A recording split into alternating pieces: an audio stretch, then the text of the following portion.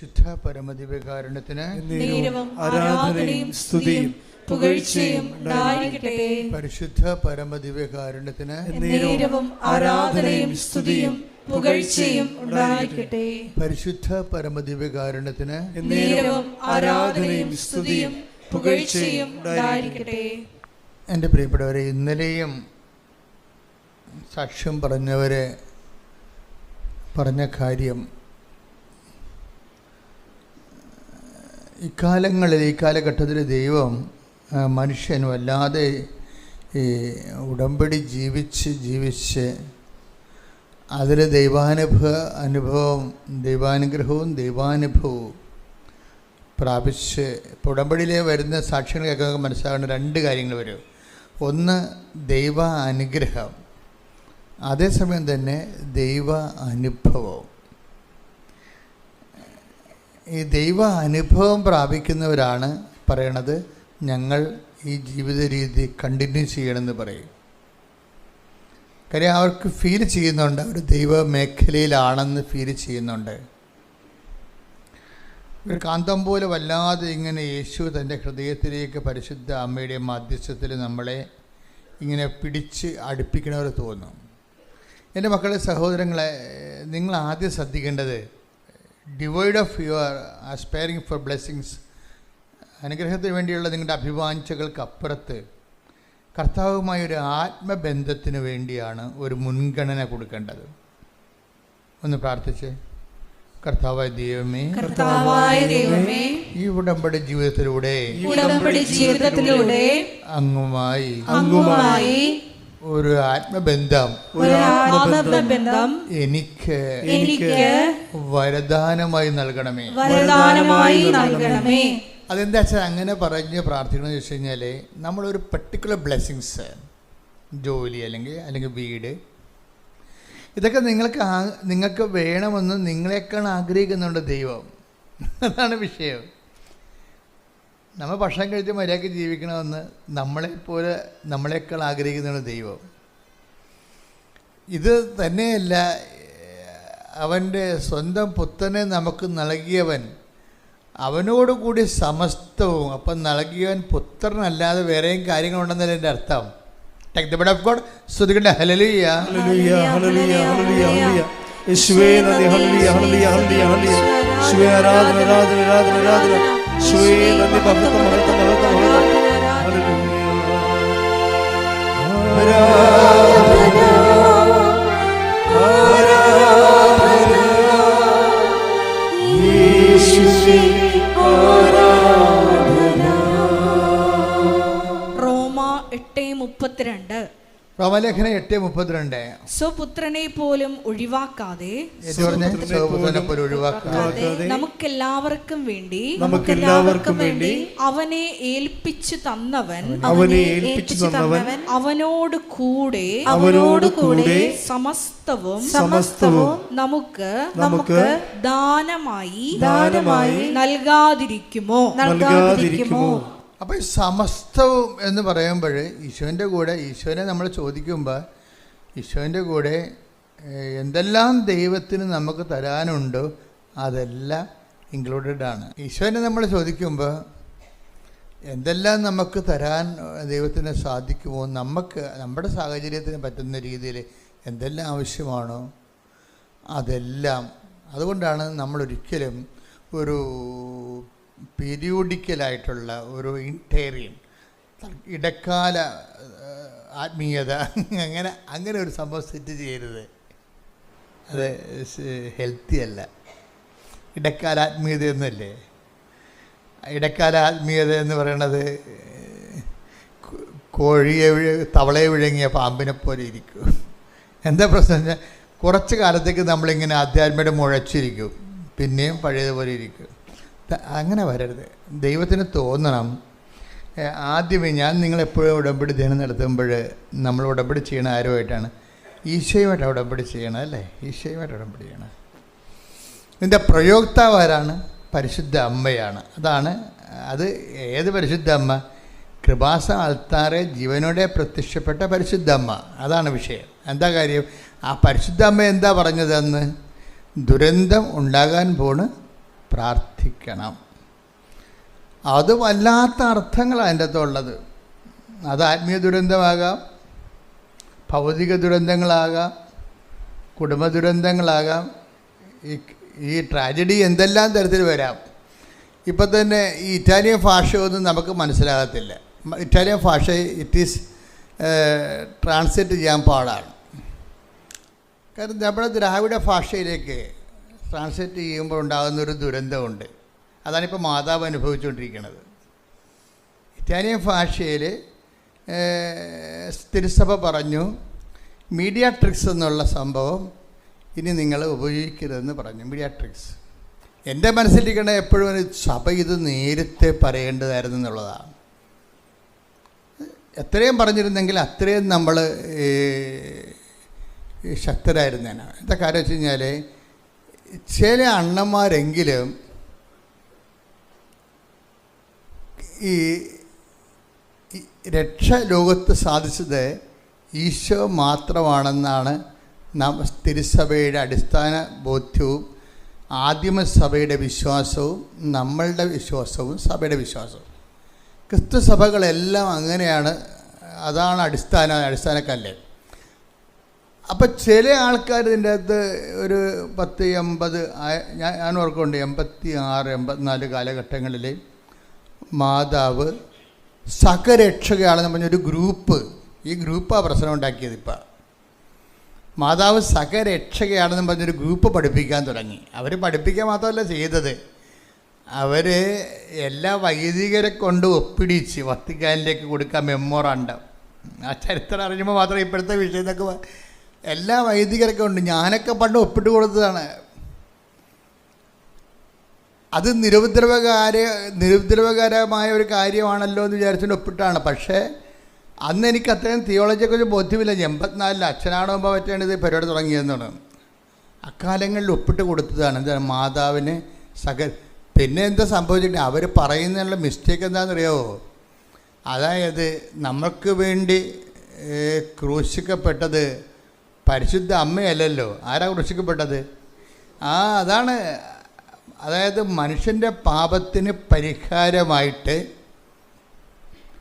സ്വന്തം ശരീരത്തിലെ പീഡനങ്ങൾ അനുഭവിച്ച് ബലിദാനമായത് മനുഷ്യൻ ചെയ്ത പാപത്തിന് പരിഹാരമായി ദൈവം തന്നെ. ഇപ്പം ചില ആൾക്കാരൊക്കെ ഇരുന്ന് പറയും, ഇപ്പം ടി വിയിലൊക്കെ നമുക്ക് കേൾക്കാമല്ലേ, ഒത്തിരി പേര് അക്കാലങ്ങളിൽ ക്രൂശിക്കപ്പെട്ടെന്ന് പറയാം.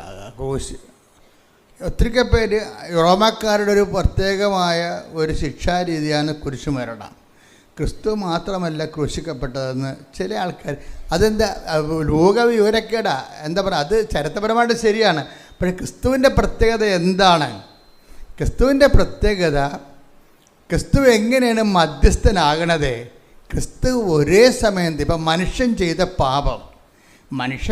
പാപത്തിന് ആരോടാണ് ചെയ്തിരിക്കുന്നത്?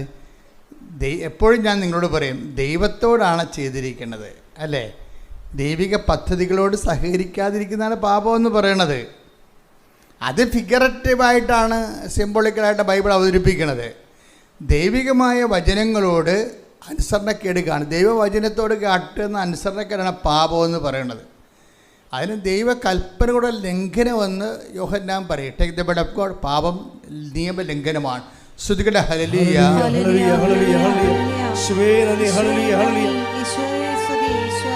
ക്രൂശിൽ കണ്ടു ഞാൻ സ്നേഹത്തെ, ആഴമായ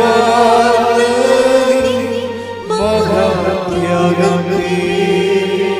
ക്രൂശിൽ കണ്ടു ഞാൻ സ്നേഹത്തെ, ആഴമായ മഹാത്യാഗത്തെ. 1 യോഹന്നാൻ 3:4 പാപം ചെയ്യുന്നവൻ നിയമം ലംഘിക്കുന്നു. പാപം നിയമലംഘനമാണ്. എന്താണ് പാപം എന്ന്? ഓക്കെയാണത്. എന്താണ് സംഭവം? പാപം വചനത്തിൻ്റെ ലംഘനമാണ്. വചനം എന്താണ്? വചനം നമ്മളെ കർത്താവിൻ്റെ കർത്താവിൽ നിന്ന് വന്നു, കർത്താവിലേക്ക് നമ്മൾ തിരിച്ചു പോകുന്നു. അതാണ് ഈശോ അവസാനം പറയുന്ന വാക്ക്. പിതാവേ, ഞാൻ അങ്ങേ പക്കൽ നിന്ന് വന്നു, അങ്ങേ പക്കലേക്ക് തിരിച്ചു വരികയാണ്. ചില ആൾക്കാർക്ക് തിരിച്ചു വരാൻ പറ്റത്തില്ല, വഴിതെറ്റി പോകും. അതാണ് പ്രശ്നം. അതിനാണ് വചനം വെച്ചിരിക്കുന്നത്. ചൂണ്ടുപലകെ ഇട്ട് ഇതാണ് വഴി, ഇതിലേ പോവുക. കണ്ടാ ഉണ്ടല്ലേ? Take the bread of God, ഞാൻ അങ്ങേ പക്കൽ നിന്ന് വന്നു, അങ്ങേ പക്കലേക്ക് തിരിച്ചു വരികയാണ്. Take the bread of God. Hallelujah hallelujah hallelujah hallelujah. യേശുവേ നന്ദി. Hallelujah hallelujah hallelujah hallelujah hallelujah hallelujah hallelujah. ക്രൂശിൽ കണ്ടു ഞാൻ നിന്നെ സ്നേഹത്തെ, ആഴകാർന്ന നിന്നെ മഹാത്യാഗത്തെ, പകരം എന്തോ നൽകുന്നു ഞാനിനി, ഹൃദയം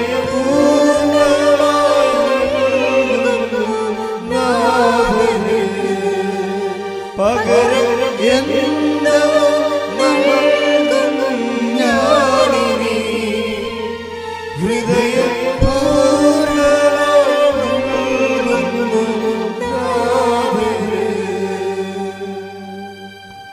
പരിശുദ്ധ പരമദിവ്യകാരുണ്യത്തിന് ആരാധനയും സ്തുതിയും പുകഴ്ചയും ഉണ്ടായിരിക്കട്ടെ. പലപ്പോഴും സംഭവിക്കുന്നത്, ക്രിസ്തു എങ്ങനെയാണ് തിരിച്ചു പോയത് കൃത്യമായി ദൈവത്തിൻ്റെ വചനപ്രകാരം ജീവിച്ച് ദൗത്യം പൂർത്തിയാക്കിയാൽ തിരിച്ചു പോകുന്നത്. അപ്പം അതുകൊണ്ട് തന്നെയാണ് എല്ലാവരും ദൈവഭവനത്തിൽ നിന്ന് വന്ന് ദൈവഭവനത്തിലേക്ക് തിരിച്ചു പോകണം. നമ്മൾ തിരിച്ചു പോക്ക് ഉറപ്പുവരുത്താനാണ് ഈ അനുതാപം വരണതേ. പിതാവേ, ഞാൻ അങ്ങേ പക്കൽ നിന്ന് വന്നു, അങ്ങേ പക്കലേക്ക് തിരിച്ചു വരികയാണ്. അങ്ങേ പക്കൽ നിന്ന് വരുന്നതിന് കുഴപ്പമില്ല, അത് നമ്മുടെ നടപടിയല്ല. Take the bread of God, ഞാൻ അങ്ങേ പക്കൽ നിന്ന് വന്നു, അങ്ങേ പക്കലേക്ക് തിരിച്ചു വരികയാണ്. Take the bread of God. Yohannan 16:28. Yohannan 16:28. ഞാൻ പിതാവിൽ നിന്ന് പുറപ്പെട്ട് ഞാൻ പിതാവിന് പുറപ്പെട്ട് ലോകത്തിലേക്ക് വന്നു. ഇപ്പോൾ വീണ്ടും ലോകം വിട്ട് പിതാവിന്റെ അടുത്തേക്ക് പോകുന്നു. ഇതാണ് സംഭവം. എത്ര? യോഹന്നാൻ 16:28. അപ്പോൾ എന്താ വിഷയം? പിതാവിന് അങ്ങേ പക്കൽ നിന്ന് വന്നു, അങ്ങേ പക്കലേക്ക് തിരിച്ചു വരികയാണ്. എന്താ പ്രശ്നം? അങ്ങേ പക്കൽ നിന്ന് വന്നു എന്ന് പറയണത് നമ്മൾ ആരെങ്കിലും മെമ്മോറാണ്ടം കൊടുത്തിട്ട് വന്നതാണോ? പിതാവിന് അങ്ങേ പക്കൽ നിന്ന് വന്ന് നമ്മൾ അങ്ങേ പക്കൽ നിന്ന് തന്നെ വന്നിരിക്കണത്. നമ്മൾ ആരെങ്കിലും അപേക്ഷ കൊടുത്തിട്ട് വന്നതാണോ? അല്ല. അത് ദൈവത്തിൻ്റെ നടപടിക്രമമാണ്, ദൈവത്തിൻ്റെ സ്നേഹത്തിൻ്റെ പ്രവൃത്തിയാണ്. നമുക്ക് ഈ ഭൂമിയിൽ ഒരു ജന്മം നൽകിയതും അതിലൂടെ കർത്താവിനെ അറിഞ്ഞ് ജീവിക്കാനും ഈ ഭൂമിയിൽ ദൈവത്തെ മഹത്വപ്പെടുത്തി മുന്നേറുവാനും ദൈവത്തിൻ്റെ കൃപയിൽ ഇത് പര്യവസാനിപ്പിക്കാനും ദൈവം നമുക്ക് നൽകുന്ന ഒരവസരമാണ്. ഇനി പ്രോബ്ലം വന്നിരിക്കുന്നത് എങ്ങനെയാണ്? ദൈവത്തിൻ്റെ അടുക്കിലേക്ക് നിന്ന് വന്നുവെന്നുള്ളത് ദൈവത്തിൻ്റെ പ്രവൃത്തിയാണ്, അല്ലേ? അതിന് ഈ ജീവിതകാലം മുഴുവൻ നമ്മൾ നന്ദി പറയണം. പിന്നെ എന്താണ്? അങ്ങേ പക്കലേക്ക് തിരിച്ചു വരികയാണ്. അപ്പോഴാണ് പ്രശ്നം. ബ്രീഡിയ അങ്ങേ പക്കലേക്ക് തിരിച്ചു വരണത് ദൈവത്തിൻ്റെ പ്രവൃത്തിയല്ല. ഒരു കാന്തവും വെച്ചിട്ടില്ല നിന്നെ അങ്ങോട്ട് വലിച്ചെടുക്കാൻ വേണ്ടി. പക്ഷെ വഴികൾ പറഞ്ഞു തന്നിട്ടുണ്ട് എങ്ങനെ വരണമെന്ന്, തിരിച്ചു വരണമെന്ന്. അതിനാണ്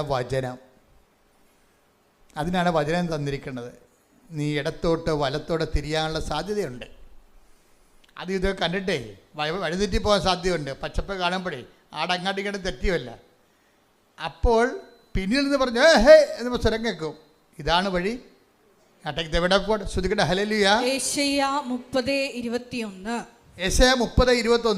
നീ വലത്തോട്ടോ ഇടത്തോട്ടോ തിരിയുമ്പോൾ, തിരിച്ചു പോക്കിൻ്റെ ജീവിതത്തിലെ തീർത്ഥയാത്ര, സ്വർഗീയ ജെറുസലേമിലേക്കുള്ള യാത്രയിൽ നീ ഇടത്തോട്ട് വലത്തോട്ട് തിരിയാൻ സാധ്യതയുണ്ട്. അപ്പോഴ് നിന്റെ കാതുകൾ പിന്നിൽ നിന്ന് ഒരു സ്വരം ശ്രവിക്കും. അപ്പൊ വചനമാണത്. ഇതാണ് വഴി, ഇതിലേ പോവുക. അപ്പൊ ചില പ്രശ്നമുണ്ട്. അപ്പൊ ചിലർ പറയും ആ വഴി എനിക്ക് വേണ്ട, എനിക്ക് വേറെ എൻ്റെ വഴിയെന്ന് പറയും. എനിക്ക് എൻ്റെ വഴി. നോട്ട് ഡബിൾ ചെയ്യണമെങ്കിൽ അതൊരു വഴി. 10 പൈസ പെട്ടെന്ന് ഉണ്ടാക്കാൻ പറ്റിയ പരിപാടിയാണ് നോട്ട് ഇരട്ടിപ്പിക്കൽ. ടാക്സ് വെട്ടിക്കണമെങ്കിൽ അത് വഴി. എനിക്കൊരു വലിയ വീട് വെക്കണം, ബ്രാൻഡഡ് കാറ് വാങ്ങിക്കണം. അപ്പോൾ ഇടത്തോട്ടും വലത്തോട്ടും തിരിയാൻ നമുക്ക്. ദൈവത്തിനെ മറന്ന് സമൂഹത്തിനെയും സർക്കാരിനെയും വഞ്ചിച്ച് നമുക്ക് ജീവിക്കാൻ പറ്റും. അപ്പോൾ ഇന്ന് ഇടത്തോട്ടോ വലത്തോട്ടോ തിരിയുമ്പോൾ ജീവിച്ച് കല്യാണം കഴിച്ച് മാന്യമായിട്ട് ജീവിക്കുന്ന പെണ്ണിനെ വേറൊരു പെണ്ണിനെ കണ്ടപ്പോൾ അതിൻ്റെ തോളെ കൈയിട്ടുകൊണ്ട് നിൻ്റെ രണ്ട് പ്രസവിച്ച് നിൻ്റെ കുഞ്ഞിനെ വളർത്തുന്ന ഭാര്യയെ നീ രഹസ്യത്തിൽ ഉപേക്ഷിക്കുക. എന്നിട്ട് ആ പെണ്ണിൻ്റെ കൂടെ അതൊക്കെ പോകുക. ഇടത്തോട്ടോ വലത്തോട്ടോ തിരിയാൻ സാധ്യതയുണ്ട്. 10%, 8% ഒക്കെ പലിശ വാങ്ങിക്കുന്ന ആൾക്കാരില്ലേ, അവരിടത്തോട്ടോ വലത്തോട്ടോ തിരിയുകയാണ്. നീ ഇടത്തോട്ടോ വലത്തോട്ടോ തിരിയുമ്പോൾ പിന്നിൽ നിന്ന് ദൈവം ഒരു വഴി തരും. അവിടെ വിഷയം എവിടെയെങ്കിലും തെറ്റിപ്പോയിട്ടുണ്ടെങ്കിൽ, അതായത് ദൈവ അനുഗ്രഹവും അനുതാപത്തിൽ അധിഷ്ഠിതമാണ്. എപ്പോഴും നമ്മൾ ശ്രദ്ധിക്കേണ്ട ഇതാണ്, ദൈവ അനുഗ്രഹം, പ്രത്യേകിച്ച് ഉടമ്പടിയുടെ അനുഗ്രഹങ്ങൾ അനുതാപത്തിൽ അധിഷ്ഠിതമാണ്. അപ്പം നിങ്ങൾക്ക് ഫസ്റ്റ് ഇൻസ്റ്റാൾമെൻറ്റ് തരുന്നതിന് ദൈവത്തിന് യാതൊരു ബുദ്ധിമുട്ടുമില്ല. കാരണം നീ ദൈവത്തിൻ്റെ മകളാണ്. കയ്യിരിപ്പ് മോശമാണെങ്കിലും ദൈവത്തിൻ്റെ മകളാണ്, ദൈവത്തിൻ്റെ മകനാണ്. അതുകൊണ്ട് നീ ഒരു ചെളി പൂണ്ട് ചാകാൻ പോകുകയാണെന്നുണ്ടെങ്കിൽ നിന്നെ പിടിച്ചു കയറ്റുന്നതിൽ ദൈവത്തിന് യാതൊരു ബുദ്ധിമുട്ടുമില്ല. പിന്നെയും ചാടി ചെള്ളയെ വീണ് കഴിഞ്ഞാൽ, പിന്നെ നിന്റെ സ്ഥിരം കലാപരിപാടിയായി കഴിഞ്ഞാൽ ദൈവത്തിന് അതിൻ്റെ അകത്ത് പങ്കാളിത്തമില്ല. അതെപ്പോഴും മനസ്സിലാക്കണം. അതുകൊണ്ട് ഈ അനുതാപം എന്ന് പറയുന്നതിൻ്റെ വിഷയം മനസ്താപരണമാണ് അഡ്രസ്സ് ചെയ്യണത്. മേലിൽ പാപം ചെയ്യുകയില്ലെന്നും അതാണ് വിഷയം. ആ ടൈപ്പ് സാധനം വീണ്ടും എടുക്കരുത്. ഇതുകൊണ്ടാണ് നമ്മൾ പറയണത് പാപങ്ങളിൽ ചെന്ന് ചാടരുത്. നമ്മൾ അറിഞ്ഞുകൊണ്ട് നമ്മളെ സംബന്ധിച്ചിടത്തോളം തിരിച്ച് കർത്താവിൻ്റെ ഭവനത്തിലെത്താം. ഇപ്പം നീ പ്രസവിക്കുന്ന കുഞ്ഞുങ്ങളെ ജ്ഞാനസ്ഥാനപ്പെടുത്താൻ നീ ബാധ്യസ്ഥയാണ്. എന്താ കാര്യം? നീ അങ്ങേപ്പക്കൽ നിന്ന് വന്നു, നിനക്ക് ദൈവം തന്ന കുഞ്ഞുങ്ങളെ രക്ഷയിൽ വളർത്താൻ പറ്റണം. അതിന് വളർത്താൻ പറ്റാതെ ഒരുത്തനെ കണ്ടപ്പോൾ നിനക്ക് മനസ്സിൽ പൂതി തോന്നി അവൻ്റെ കൂടെ ചാടി ഓടിപ്പോയി കഴിഞ്ഞാൽ പിന്നെ മിസ്റ്റേക്കാവും. അതുകൊണ്ട് ആണ് എപ്പോഴും നമ്മൾ ശ്രദ്ധിക്കേണ്ടത്. അതായത് ഒരു അരിശത്തിന് അറ്റിച്ചാടിയ പല അരിശ അവിടെ എടുത്തു കഴിഞ്ഞാൽ പോകാൻ പക്ഷേ ബുദ്ധിമുണ്ട്. അപ്പം നിങ്ങളുടെ ചെറുപ്പകാലത്ത് കാണിക്കുന്ന ദൈവത്തെ മറന്നുള്ള ജീവിതത്തിനെ എന്നിട്ട് പിന്നെ അങ്ങനെ കുഞ്ഞുങ്ങളെ പെറ്റ് കിട്ടിക്കഴിഞ്ഞാൽ പിന്നെ നിങ്ങൾ മരണം വരെ നിങ്ങളുടെ പ്രാർത്ഥന എന്താണ്? ആ കുഞ്ഞുങ്ങളെ കർത്താവിൻ്റെ നാമത്തിൽ സ്നാനപ്പെടുത്തുന്നവരെ നിങ്ങൾ കണ്ണുനീരോടെ ദൈവദർശനം നിൽക്കണം. വിശുദ്ധിയോടെ നിങ്ങൾ ജീവിക്കണം. വിശുദ്ധിയോടെ നിൻ്റെ ജീവിത പങ്കാളിയെ ദൈവത്തിന് സമർപ്പിച്ചുകൊണ്ട് തന്നെ നിനക്ക് നിൻ്റെ രീതി വിശുദ്ധിയോടെ ജീവിക്കാൻ കഴിയും. ഇപ്പം അഗസ്റ്റിൻ്റെയൊക്കെ അപ്പനെന്ന് പറയണത്, സെൻ്റ് അഗസ്റ്റിൻ്റെയൊക്കെ അപ്പനെന്ന് പറയണത് കത്തോലിക്കനല്ലായിരുന്നു, ശരിക്കും പറഞ്ഞാൽ ക്രിസ്ത്യാനി അല്ലായിരുന്നു. അവരുടെ കൂടെ മോനിക്ക പുണ്യാളത്തിൽ ജീവിച്ച് വിശുദ്ധയായിട്ടുണ്ട്. അപ്പോൾ സഭയിൽ പുതിയ കാര്യങ്ങളൊന്നും അല്ല ഇത്. മനുഷ്യനുണ്ടാകുന്ന കാര്യങ്ങളെല്ലാം ഇതുപോലെ അവറേഷൻസ് ഉണ്ടാകും. പക്ഷെ നമുക്കൊരു മനസ്സാക്ഷിയുണ്ട്. എന്താണ്? തിരിച്ച് പിതാവിൻ്റെ അടുത്തേക്ക് എത്തണം. നമ്മൾ ജനിപ്പിക്കുന്ന കുഞ്ഞ് കർത്താവിനെ അറിയണം. അങ്ങനെയാണ് അഗസ്റ്റിൻ എല്ലാ മോശകരമായ ജീവിതത്തിൽ നിന്ന് തിരിച്ചു വന്നിട്ട് കർത്താവിനെ അറിഞ്ഞ് ആ മനുഷ്യൻ അവസാനം വിശ്വാസം സ്വീകരിച്ച് വൈദികനായി, മെത്രാനായി, വിശുദ്ധനായി, പണ്ഡിതനായി. കണ്ടാ, ഇപ്പോൾ ഒന്നും അസാധ്യമല്ല. ഒരു അമ്മ വിചാരിച്ചത് കൊണ്ടാണ്. ഒരമ്മയുടെ അനുതാപമാണ് ഈ അഗസ്റ്റിൻ എന്ന് പറയുന്ന വിശുദ്ധൻ. ഒരമ്മയുടെ അവരുടെ ജീവിതകാലത്ത് പ്രത്യേക സാഹചര്യ സമ്മർദ്ദം കൊണ്ട് അവർ പെട്ടുപോയി. പക്ഷേ പെട്ടുപോയി കിടന്നതിന് പിന്നെ അത് അവിടെ കിടന്ന് നീതീകരിക്കുകയല്ല, നീതീകരിച്ച് മെഴുകേണ്ട കാര്യമില്ല. മറിച്ച് സത്യത്തെ മനസ്സിലാക്കുമ്പോൾ തിരിച്ചു വരാനുള്ള എല്ലാ ആഗ്രഹങ്ങളും മനസ്സിൽ സൂക്ഷിച്ച് അതിനുവേണ്ടി കാര്യങ്ങൾ ആത്മീയമായി ക്രമീകരിച്ച് ദൈവത്തിന് ലക്ഷ്യമാക്കി ജീവിതം പുനഃക്രമീകരിച്ച് കഴിയുമ്പോൾ അനുതാപത്തിൻ്റെ ഫലങ്ങളാവും. പ്രാർത്ഥിക്കുക. കർത്താവായ ദൈവമേ, നടന്ന് സംഭവിച്ചു പോയിട്ടുള്ള അബദ്ധങ്ങളെ അനുതാപത്തിലൂടെ ദൈവ തിരുസന്നിധിയിലെ നീതീകരിക്കപ്പെട്ടവനാകാൻ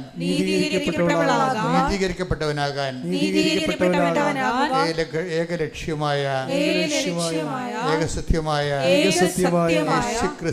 യേശുക്രിസ്തുവിലേക്ക് നടന്നെടുക്കുവാൻ തിരിച്ചു ചെല്ലുമ്പോൾ ദൈവ തിരുസന്നിധിയിലെ എത്തിച്ചേരുവാൻ എന്നെ സഹായിക്കണമേ. തിരിച്ച് ചെല്ലലെ ഉറപ്പ് വരുത്തുന്നതിന് വേണ്ടി ദൈവം ഈ ഭൂമിയിൽ വെച്ചിരിക്കുന്ന സംവിധാനമാണ് സഭയുടെ പ്രബോധന അധികാരം എന്ന് പറയുന്നത്.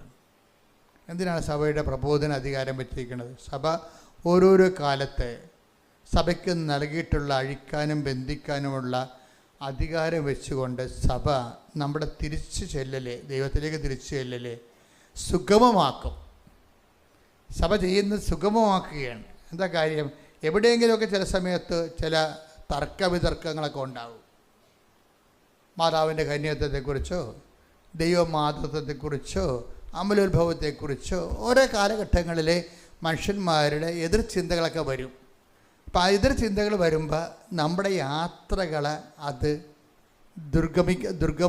ദുർഗമനം ചെയ്ത് അതിൻ്റെ സ്പീഡ് കുറക്കും. അപ്പോൾ സഭയാണ് ഈ തടസ്സങ്ങൾ മാറ്റുന്നത്. എന്ത് ചെയ്യും? സഭ പറയും ഇന്നതാണ് നമ്മൾ വിശ്വസിക്കേണ്ടത് എന്ന് പറയും. ഇന്നതാണ് വിശ്വസിക്കേണ്ടത്. ഇപ്പോൾ സഭ എന്താ പറഞ്ഞിരിക്കുന്നത്? മീഡിയാട്രിക്സ് എന്ന് പറഞ്ഞു കഴിഞ്ഞാൽ രക്ഷാകര മാധ്യസ്ഥം. രണ്ടു തരം മാധ്യസ്ഥമുണ്ട്. മലയാളത്തിലെല്ലാം മാധ്യസ്ഥം എന്നാണ് പറയണമെങ്കിലും അപേക്ഷാ മാധ്യസ്ഥമുണ്ട്, പ്രാർത്ഥനാ മാധ്യസ്ഥമുണ്ട്, രക്ഷാകര ദൗത്യ മാധ്യസ്ഥമുണ്ട്.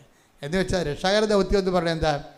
രക്ഷാകര ദൗത്യം മനുഷ്യൻ ചെയ്ത പാപത്തിന് പരിഹാരമായിട്ട് മനുഷ്യൻ ആരോടാണ് ചെയ്തത്?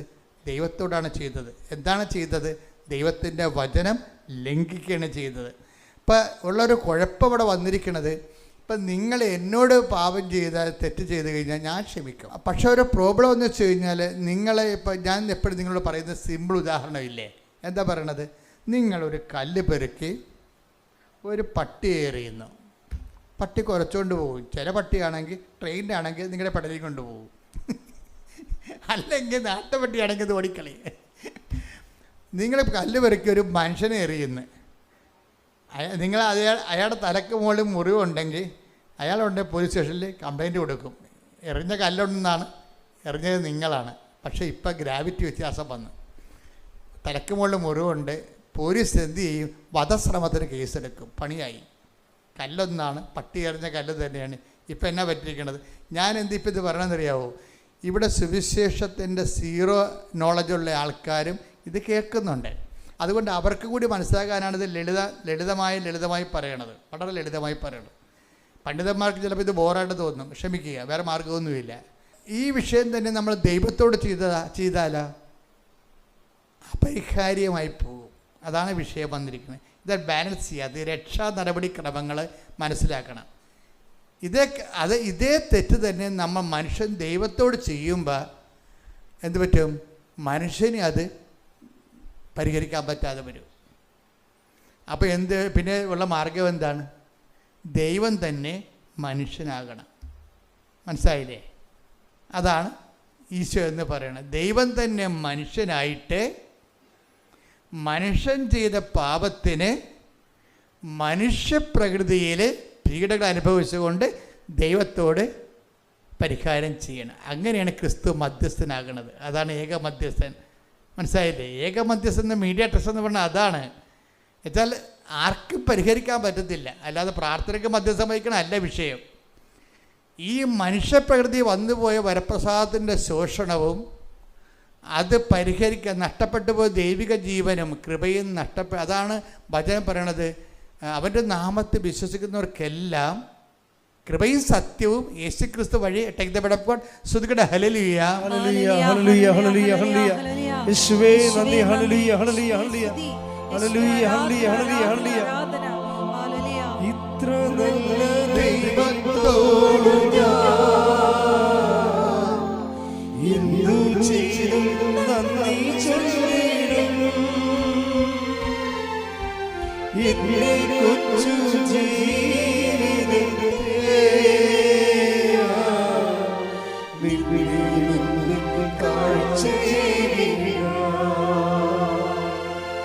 ഇത്ര നല്ല ദൈവത്തോടു എന്തു ചെയ്തും നന്ദി ചൊല്ലിടും. എന്റെ കൊച്ചു ജീവിതത്തെ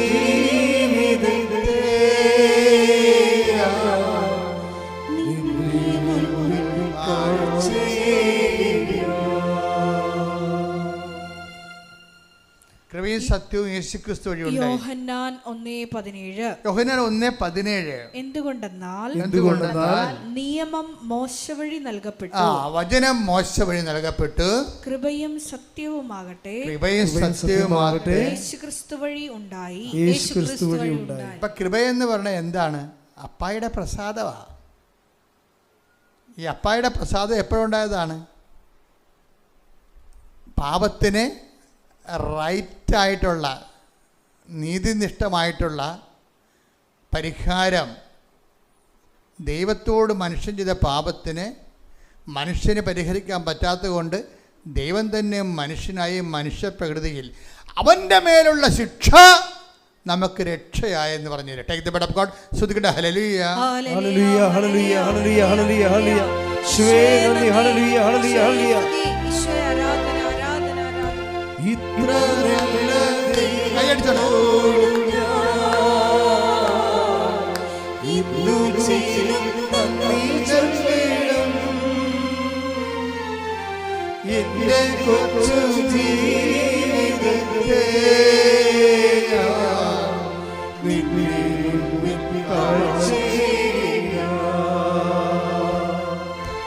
ഇത്ര നല്ല ദൈവത്തോട്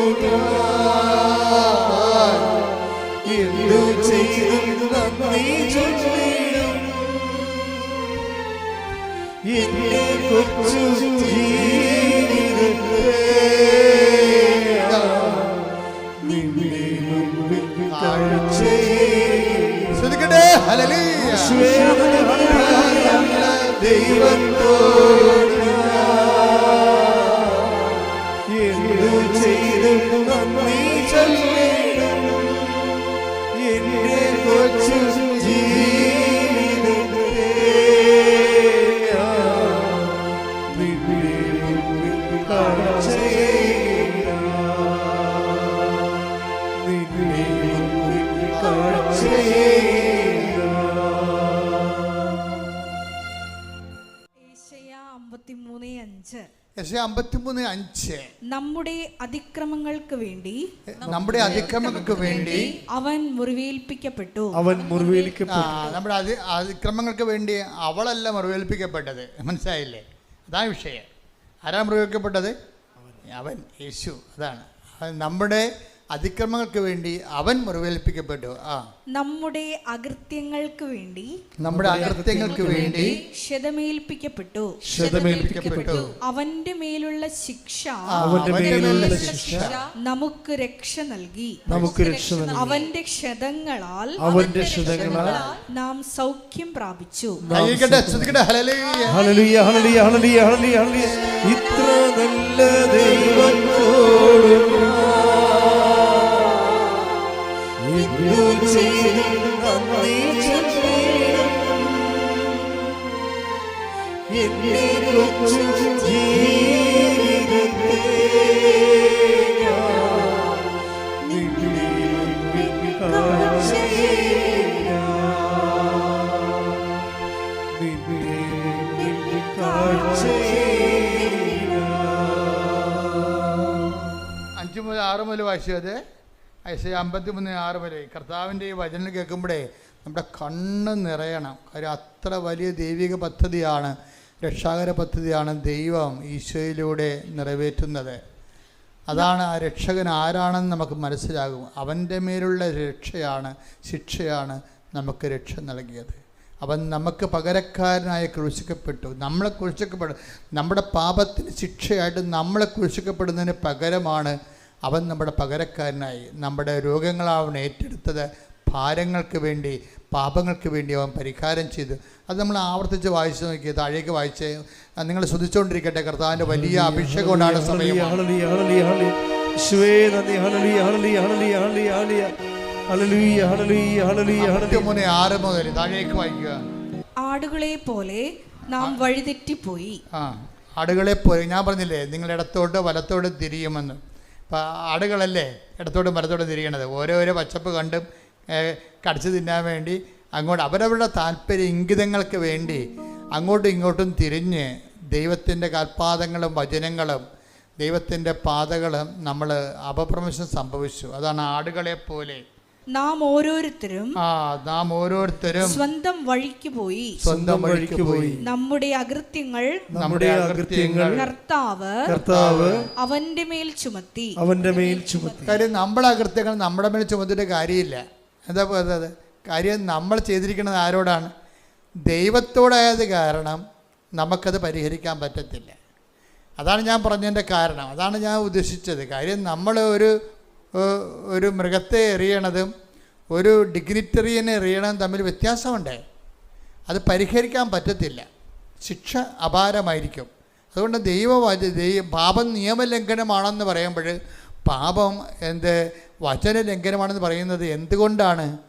പാപമാകുന്നത് തിരിച്ച് എത്താൻ നമ്മളെ തടസ്സപ്പെടും. അതാണ് വിഷയം. പിതാവ് ഞാൻ അങ്ങേപ്പക്കൽ നിന്ന് വന്നു, അങ്ങേപ്പക്കലേക്ക് തിരിച്ച് എത്താൻ പറ്റുന്നതിന് ദൈവം നമുക്ക് കറക്റ്റായിട്ടുള്ള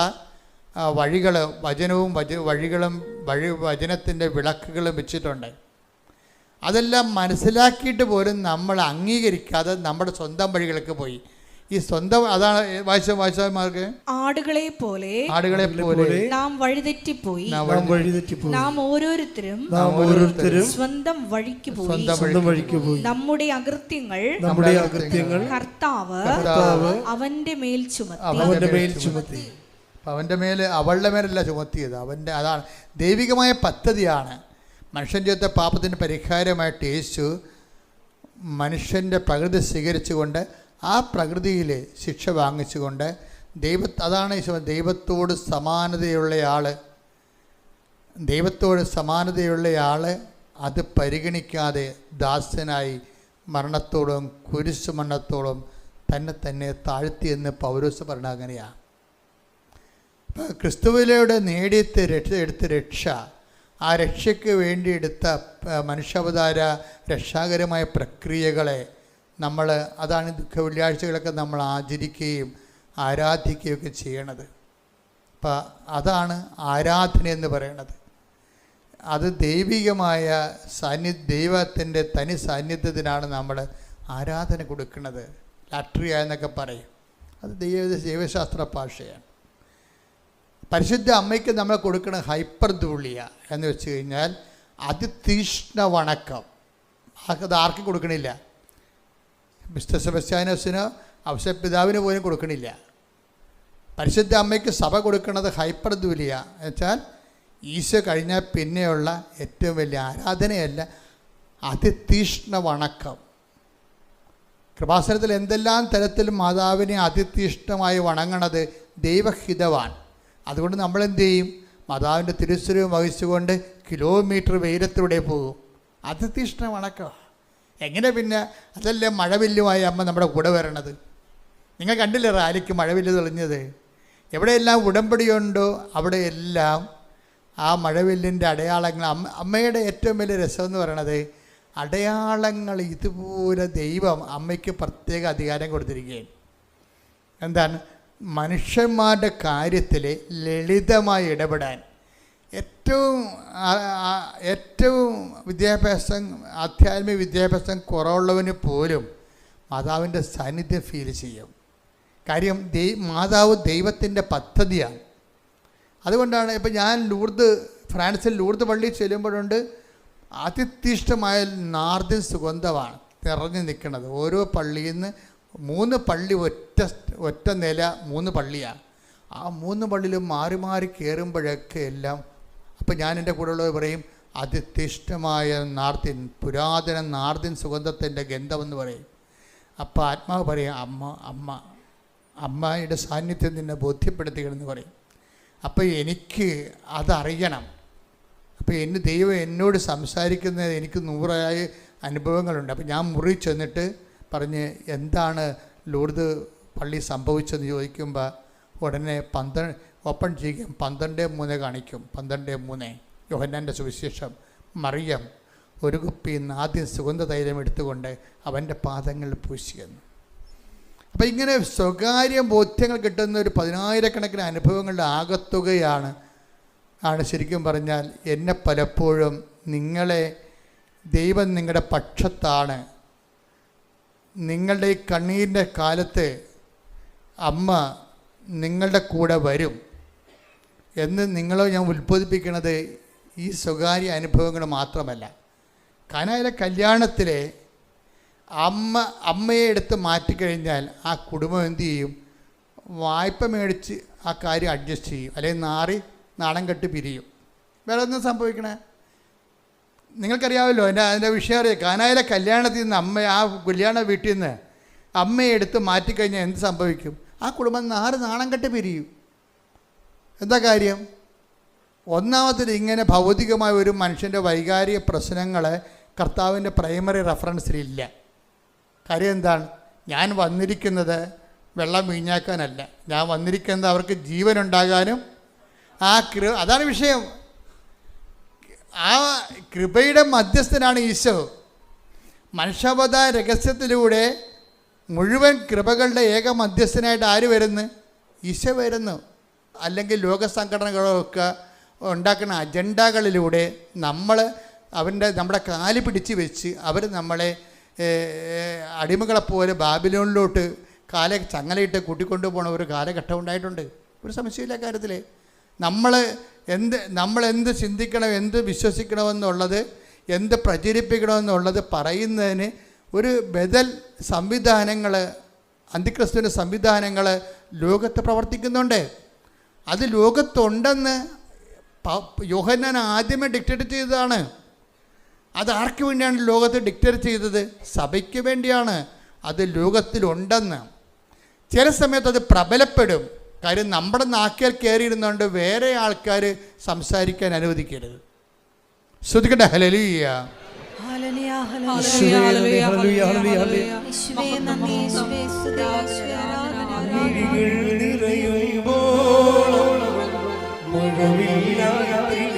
ശബ്ദം പാടുക.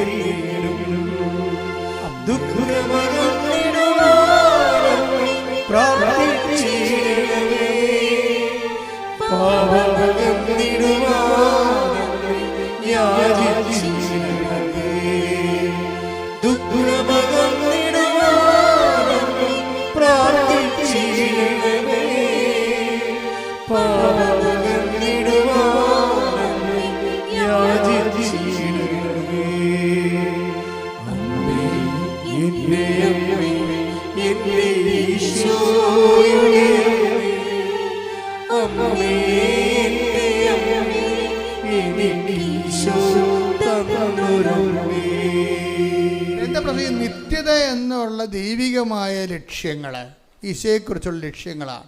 ഈശോ എന്താ പറയണത്? അവൻ്റെ നാമത്തിൽ വിശ്വസിക്കുന്നവർക്കെല്ലാം കൃപയ്ക്ക് മേൽ കൃപ ലഭിച്ചിരിക്കുന്നു. അതുപോലെ തന്നെ യോഹന്നാൻ 1:12 എടുത്ത് ശ്രുതിക്കട്ടെ. ഹല്ലേലൂയ.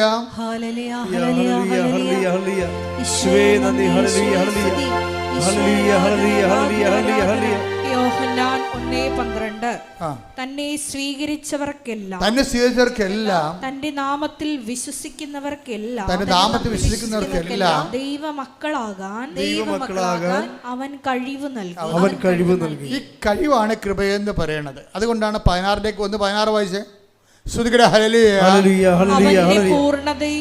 അവന്റെ പൂർണ്ണതയിൽ നിന്ന് നാം എല്ലാം കഴിവിന് മേൽ കഴിവ്. അതാണ് വിഷയം. അവന്റെ പൂർണ്ണതയിൽ നിന്ന് അവനെന്താണ്? അവൻ പാപത്തിന് പരിഹാരമായി, പാപത്തിന് സ്വന്തം ശരീരത്തിൽ ശിക്ഷ വാങ്ങിച്ച് മനുഷ്യൻ ദൈവത്തോട് ചെയ്ത പാപത്തിന് പരിഹാരം ചെയ്യാൻ മനുഷ്യന് കഴിയാതെ വന്നതുകൊണ്ട്, മനുഷ്യൻ അതിന് കോമ്പറ്റൻ്റ് ആയിട്ടുള്ള ഒരു പാർട്ട്ണർ അല്ലാത്തത് കൊണ്ടും ദൈവം തന്നെ യേശുക്രിസ്തുവിൽ മനുഷ്യാവതാരം സ്വീകരിക്കുമ്പോഴാണ് അവൻ ഏക മധ്യസ്ഥനായി മാറുന്നത്.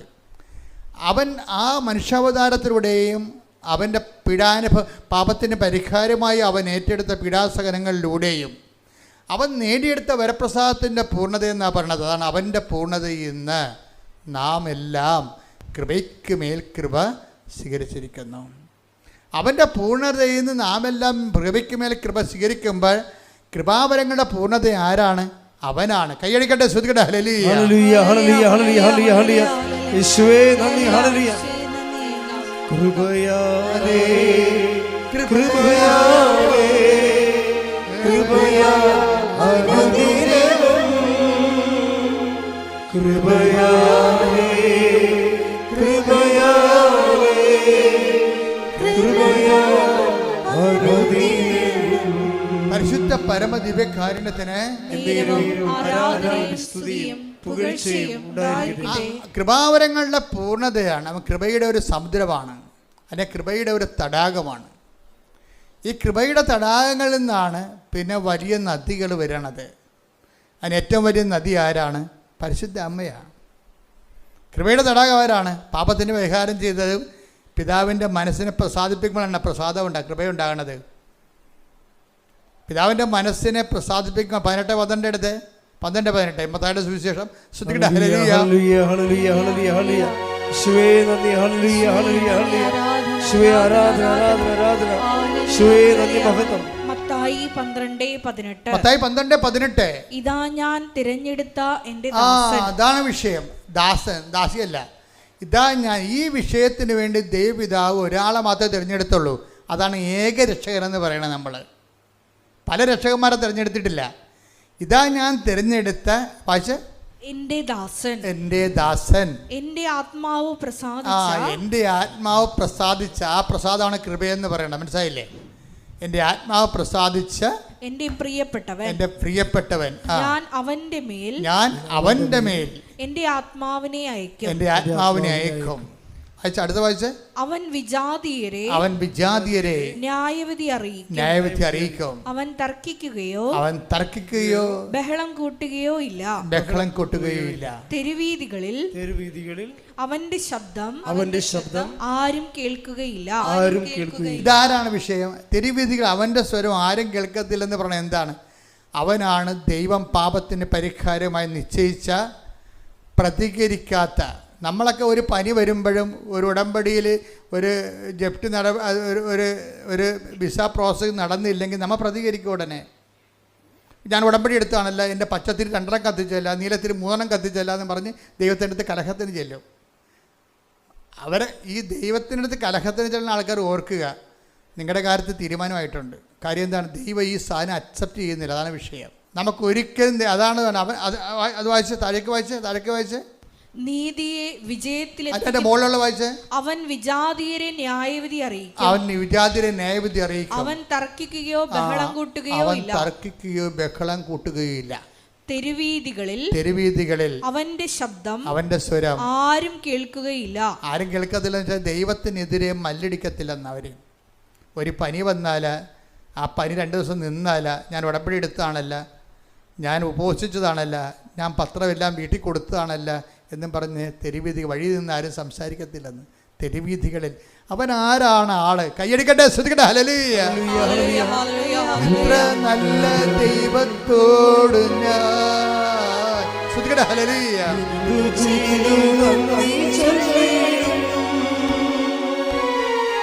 ഇത്ര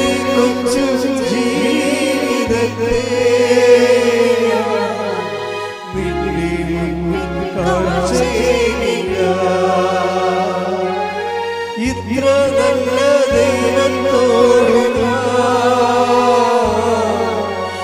എന്തു ചെയ്തും നന്ദി ചൊല്ലിടുന്നു. എന്റെ കൊച്ചു ജീവിതത്തെ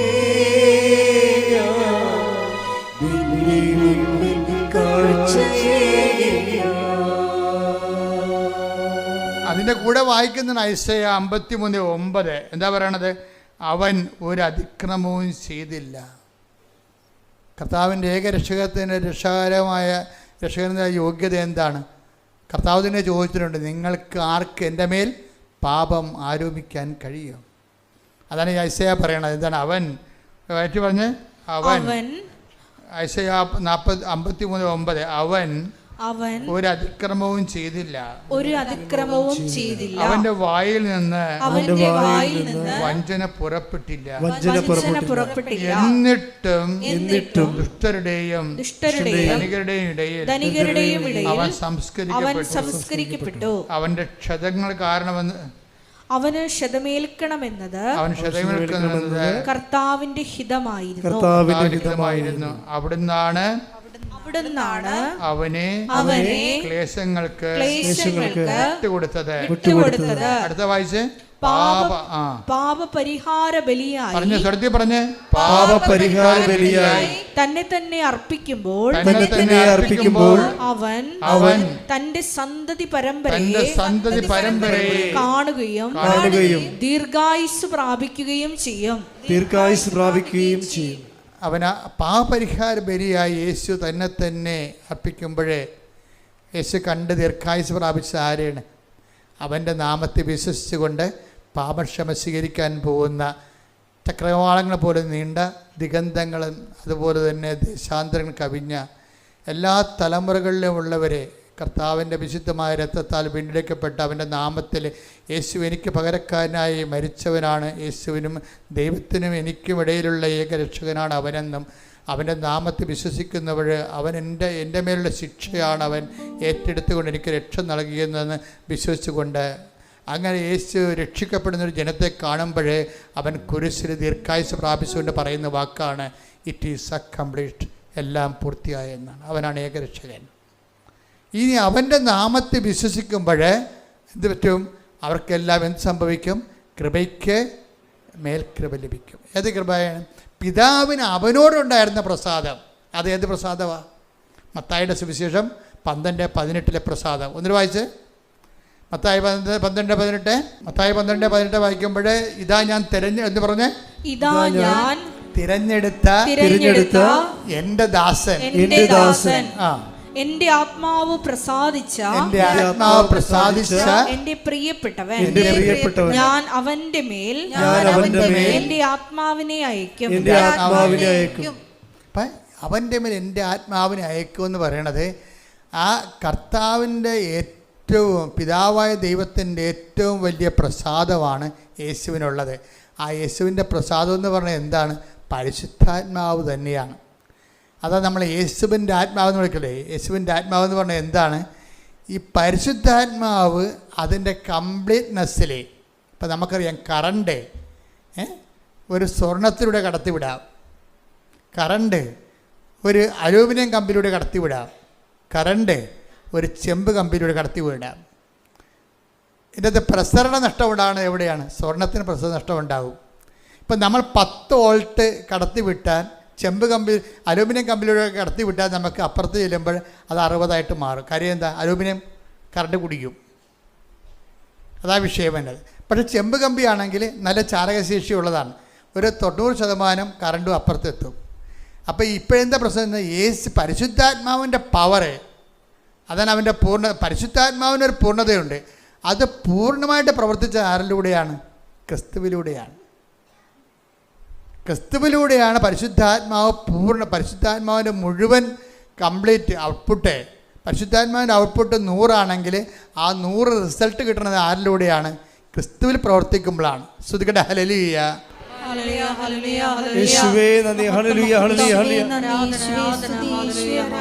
അതാണ് നമ്മൾ ക്രിസ്തുവിൻ്റെ ആത്മാവ് എന്ന് പറയുന്നത്. കർത്താവിൻ്റെ ആത്മാവെന്നൊക്കെ പറയത്തില്ലേ? ക്രിസ്തുവിൻ്റെ ആത്മാവെന്ന് പറയും. ക്രിസ്തുവിൽ പ്രവർത്തിച്ച് 100% റിസൾട്ട് ഉണ്ടാക്കിയ പരിശുദ്ധാത്മാവ്. ആ പരിശുദ്ധാത്മാവാണ് കൃപയുടെ സോഴ്സ് എന്ന് പറയണത്. കർത്താവിൻ്റെ യേശു കൃപയെന്ന് പറയുന്നത് എന്താണ്? യേശുവിൽ വസിച്ച് യേശുവിൻ്റെ പീഡാനുഭവത്തിൽ പ്രസാദിച്ച പിതാവ് അവനും നൽകിയ പ്രസാദം അതെന്താണ്? പരിശുദ്ധാത്മാവിൻ്റെ ഫുൾ സിംഗായി ആ പുത്രനിൽ വിളങ്ങി നിൽക്കുന്നു. അപ്പോൾ അവൻ്റെ നാമത്തിൽ വിശ്വസിക്കുന്നവർക്കെല്ലാം കൃപയ്ക്ക് മേൽ കൃപ ലഭിച്ചിരിക്കുന്നു. ഇനി അവൻ്റെ നാമത്തിൽ ആരെല്ലാം വിശ്വസിച്ച്? ആദ്യം വിശ്വസിച്ചത് ആരാണ്? അമ്മയാണ് വിശ്വസിച്ചത്. അവൻ്റെ നാമത്തിൽ ആദ്യം വിശ്വസിച്ചത് ആരാണ്? അമ്മയാണ് വിശ്വസിച്ചത്. എങ്ങനെ വിശ്വസിച്ചതാണ്? നീ ഗർഭം ധരിച്ച പുത്രനെ പ്രസവിക്കുമെന്ന് പറയുമ്പോൾ അമ്മ പറഞ്ഞു, ഇതാ കർത്താവിൻ്റെ ദാസി എന്ന് പറയണേ. ഇതാ മറ്റൊരു കർത്താവ് എന്നല്ല പറഞ്ഞത്, ഇതാ കർത്താവിൻ്റെ ദാസി, അങ്ങേ വചനം പോലെ എന്നിൽ നിറവേറട്ടെ. അതാണ് ഫസ്റ്റായിട്ട് ക്രിസ്തുവിൽ വിശ്വസിച്ചത് ആരാണ്? അമ്മ.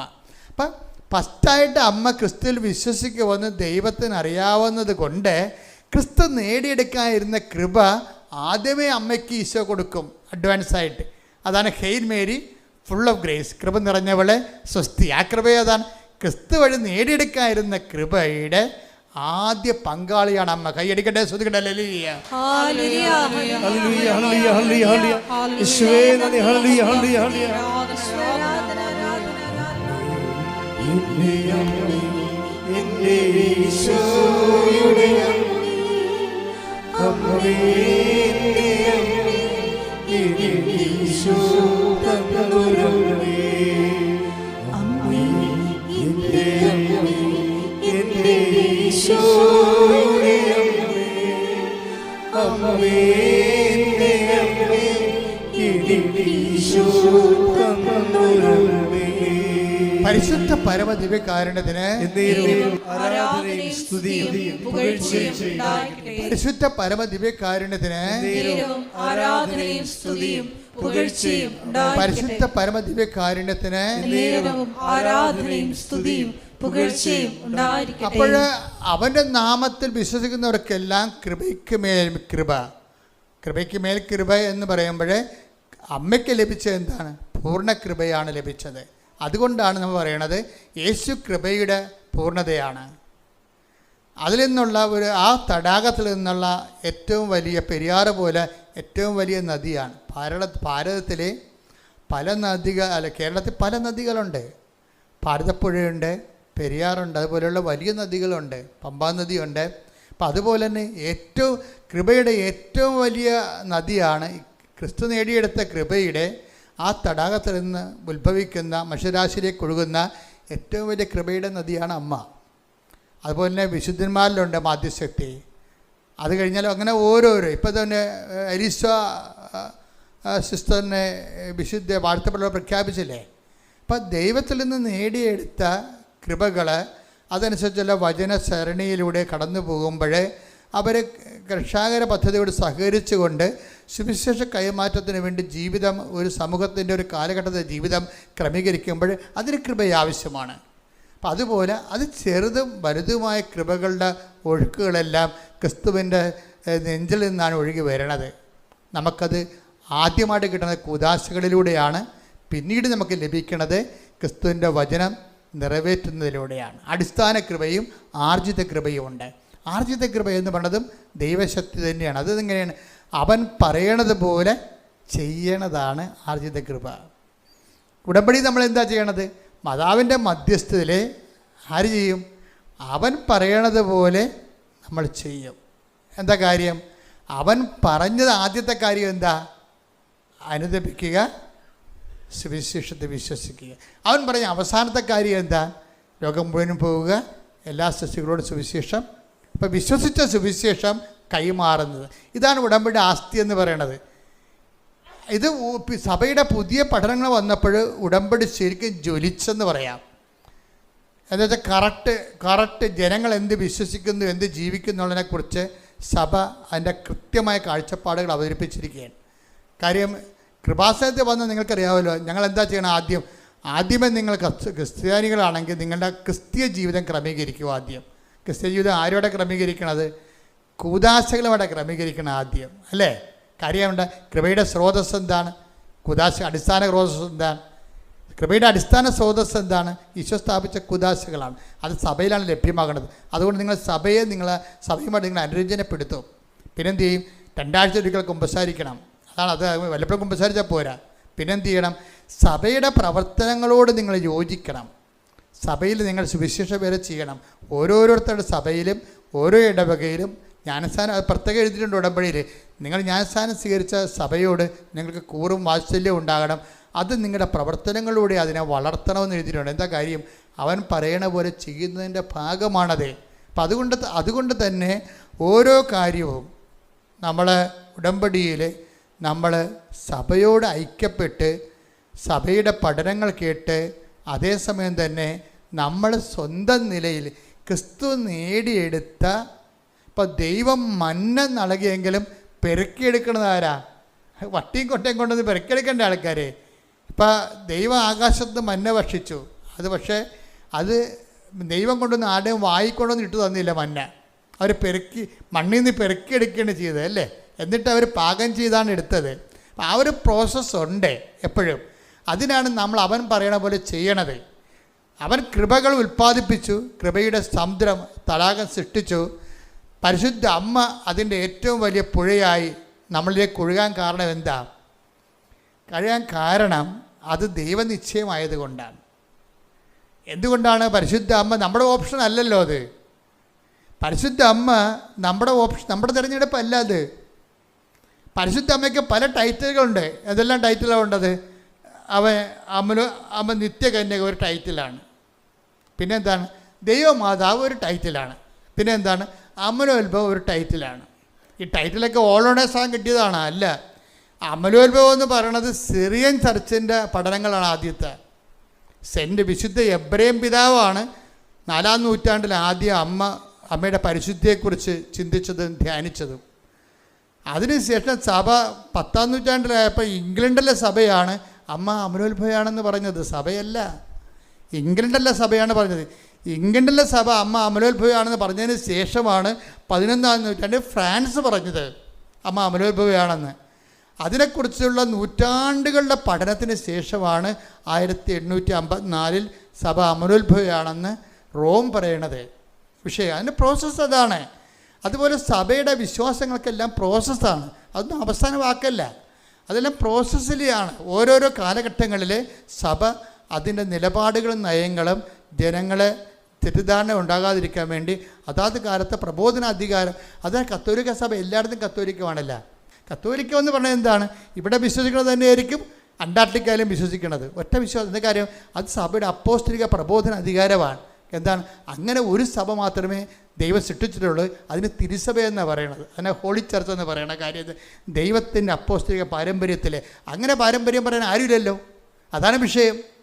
പിന്നെ ആകപ്പാടെ ഉള്ളത് ഓർത്തഡോക്സ് സഭയാണ് ഉള്ളത്. അതായത് ഓർത്തഡോക്സ് സഭ.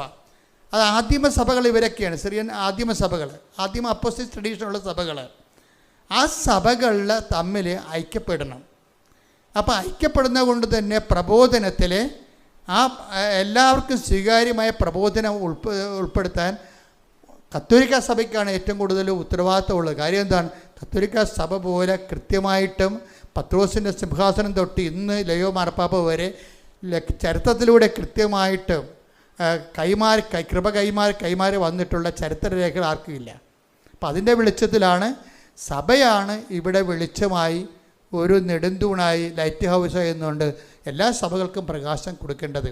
അപ്പം അതുകൊണ്ട് തന്നെ അപ്പോസ്തലിക സഭയുടെ ഐക്യവും അതിന് ശേഷമുള്ള ഈ സഭയെന്ന് പറയുന്ന ക്രിസ്ത്യൻ ഗ്രൂപ്പുകളുണ്ടല്ലോ, ക്രിസ്ത്യൻ ഗ്രൂപ്പുകളാണത്. അത് ഓരോ കാലഘട്ടത്തിൽ ഓരോരുത്തർക്ക് തോന്നിയ വെളിച്ചത്തിൽ അവരുണ്ടാക്കിയിട്ടുള്ള കൂട്ടായ്മകളാണ്. അപ്പം അത് സഭ വേറെ, തിരുസഭ വേറെ, കൂട്ടായ്മകൾ വേറെ, ഗ്രൂപ്പുകൾ വേറെ. ഗ്രൂപ്പുകൾ പിന്നീട് വരേണ്ടതാണ്. അതുകൊണ്ട് നിങ്ങൾ വല്ല ഗ്രൂപ്പുകളും വല്ലതും പറയണമെന്ന് കേട്ടിട്ട് ഇപ്പോൾ ഗ്രൂപ്പുകൾക്കല്ല ഭയങ്കര ആഹ്ലാദമാണ്. മാതാവിൻ്റെ മധ്യസ്ഥ എടുത്ത് മാറ്റി പറഞ്ഞ് ഗ്രൂപ്പുകളെല്ലാം കിടന്നുണ്ട്. എന്ത് അതൊന്നും ഗ്രൂപ്പുകളാണത്, സഭകളല്ലത്. അപ്പോഴും നമ്മൾ ശ്രദ്ധിക്കേണ്ട വിഷയം എന്ന് വെച്ചാൽ എപ്പോഴും നമ്മൾ സത്യസഭയെ പരിചയപ്പെടാൻ കഴിഞ്ഞതും സത്യസഭയിൽ പങ്കെടുക്കാൻ കഴിഞ്ഞതും ആ കൂട്ടായ്മയിൽ നിലനിൽക്കാൻ കഴിയണത് ദൈവാനുഗ്രഹമാണ്. ശ്രദ്ധിക്കട്ടെ. ഹല്ലേലൂയ.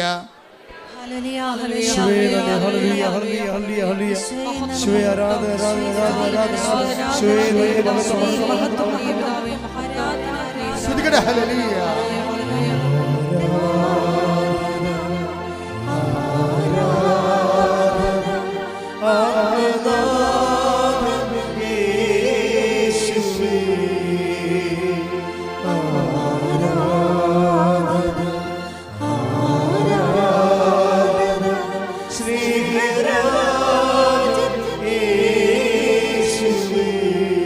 പരിശുദ്ധ പരമദിവ്യകാരുണ്യത്തിന് എപ്പോഴും എന്തുകൊണ്ടാണ് ഞാൻ പറഞ്ഞത്? അതായത് സഭയുടെ പുതിയ പ്രബോധനം എന്നല്ല, സഭ ചില ആൾക്കാർ വിശ്വസിച്ചിരുന്ന സുവിശേഷ വിഹിതമല്ലാത്ത കാര്യങ്ങൾക്ക് കറക്ഷനാണ് നൽകിയിരിക്കണേ. ഇപ്പം ഒരു കറക്ഷൻ വന്നിരിക്കുകയാണ്. ഈ കറക്ഷൻ ശരിക്കും ഉടമ്പടിയെ ശരിക്കും സഹായിക്കുന്നുണ്ട്. എന്താ കാര്യം? ഉടമ്പടിയിൽ വരുമ്പോൾ എന്താണ്? ഉടമ്പടിയിൽ അവൻ പറയണത് പോലെ, ആരാണ്? ഈശോ പറയണ പോലെ നമ്മൾ ചെയ്ത് ജീവിച്ചുകൊള്ളാമെന്ന് മാതാവിൻ്റെ മധ്യസ്ഥത്തിലാണ്. ആ മധ്യസ്ഥം എന്ന് പറയുന്നത് എന്ത് മധ്യസ്ഥമാണ്? മീഡിയാട്രിക്സ് അല്ലത്, ഇൻട്രസസറി മീഡിയേഷനാണ്. എന്താണ്? പ്രാർത്ഥനാ മധ്യസ്ഥമാണ്. മാതാവിൻ്റെ സാന്നിധ്യ മധ്യസ്ഥമാണ്. ആ സാന്നിധ്യ മധ്യസ്ഥമാണ് നമ്മളെ കൊണ്ട്. ഇപ്പോൾ നമ്മൾ കാനായിലെ കല്യാണത്തിൽ എന്താ ഉള്ളത്? പ്രാർത്ഥനാ മധ്യസ്ഥവും സാന്നിധ്യ മധ്യസ്ഥവുമാണ്. അപ്പോൾ സാന്നിധ്യ മധ്യസ്ഥത്തിലാണ് അവർക്ക് വീഞ്ഞില്ലെന്ന് അമ്മ പറയണത്. അപ്പോൾ ഈശോ എന്താ പറയണത്? എനിക്ക് നിനക്ക് എന്ത്, എൻ്റെ സമയം ഇനിയും സമാഗതമാണ്. പാകാത്ത സമയമാക്കിയെടുക്കുന്നതിനും അമ്മയുടെ മധ്യസ്ഥമാണ് സഹായിക്കുന്നത്. ആ മധ്യസ്ഥമാണ് ഉടമ്പടി വർക്കൗട്ട് ചെയ്യണത്. ഉടമ്പടി വർക്കൗട്ട് ചെയ്യുമ്പോൾ എന്ത് ചെയ്യും? ഉടമ്പടിയിൽ സാന്നിധ്യം മധ്യസ്ഥം ഉള്ളത് കൊണ്ടാണ് യേശുവിൻ്റെ ഇപ്പോൾ കാനായിലെ കല്യാണത്തിൽ ആ കുടുംബം അനുഭവിക്കുന്ന ഒരു ഇല്ലായ്മ മൂലം ഉണ്ടാകുന്ന അപമാനത്തിനെ വിവേചിച്ച് മനസ്സിലാക്കിയിട്ട് അത് എത്തേണ്ട സ്ഥലത്ത് കൃത്യമായിട്ട് എത്തിക്കണമല്ല, എത്തിക്കാനും അത് നടപടി സ്വീകരിക്കാനും അമ്മയ്ക്ക് അർഹതയുണ്ട്, അധികാരമുണ്ട്. ആ അമ്മയുടെ അധികാരത്തെയാണ്, ക്രിസ്തുവിലുള്ള അമ്മയുടെ മാധ്യസ്ഥ സ്വാധീനത്തെയാണ് ഉടമ്പടി ഏറ്റു പറയണത്. എന്താ കാര്യം? അവൻ പറയണത് പോലെ ചെയ്യാൻ. അപ്പം നിങ്ങൾ ഒരു കാര്യം ജീവിതത്തിൽ പ്രതിസന്ധി വന്നിട്ട് മുന്നോട്ട് പോകാൻ പറ്റുന്നില്ലെങ്കിൽ സുവിശേഷ വിഹിതമായി ജീവിതം ക്രമീകരിച്ചാൽ മാതാവ് നിങ്ങൾക്ക് വേണ്ടി മധ്യസ്ഥം വഹിക്കുമെന്നാണ് ഉടമ്പടി പ്രഖ്യാപിക്കുന്നത്. കൈയടിച്ച് ശ്രദ്ധിക്കട്ടെ. ഹല്ലേലൂയ, ഹല്ലേലൂയ, ഹല്ലേലൂയ, ഹല്ലേലൂയ, ഹല്ലേലൂയ, ഹല്ലേലൂയ. മഹത്വം, മഹത്വം.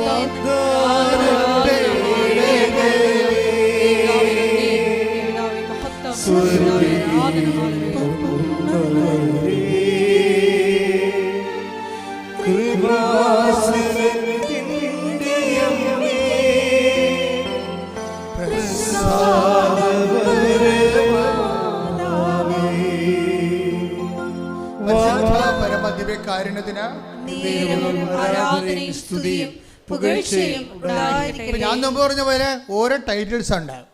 അമലോത്ഭവ മാതാവ്, നിത്യകന്യക, ദൈവമാതാവ്, മാതാവിൻ്റെ ടൈറ്റിൽസാണ്.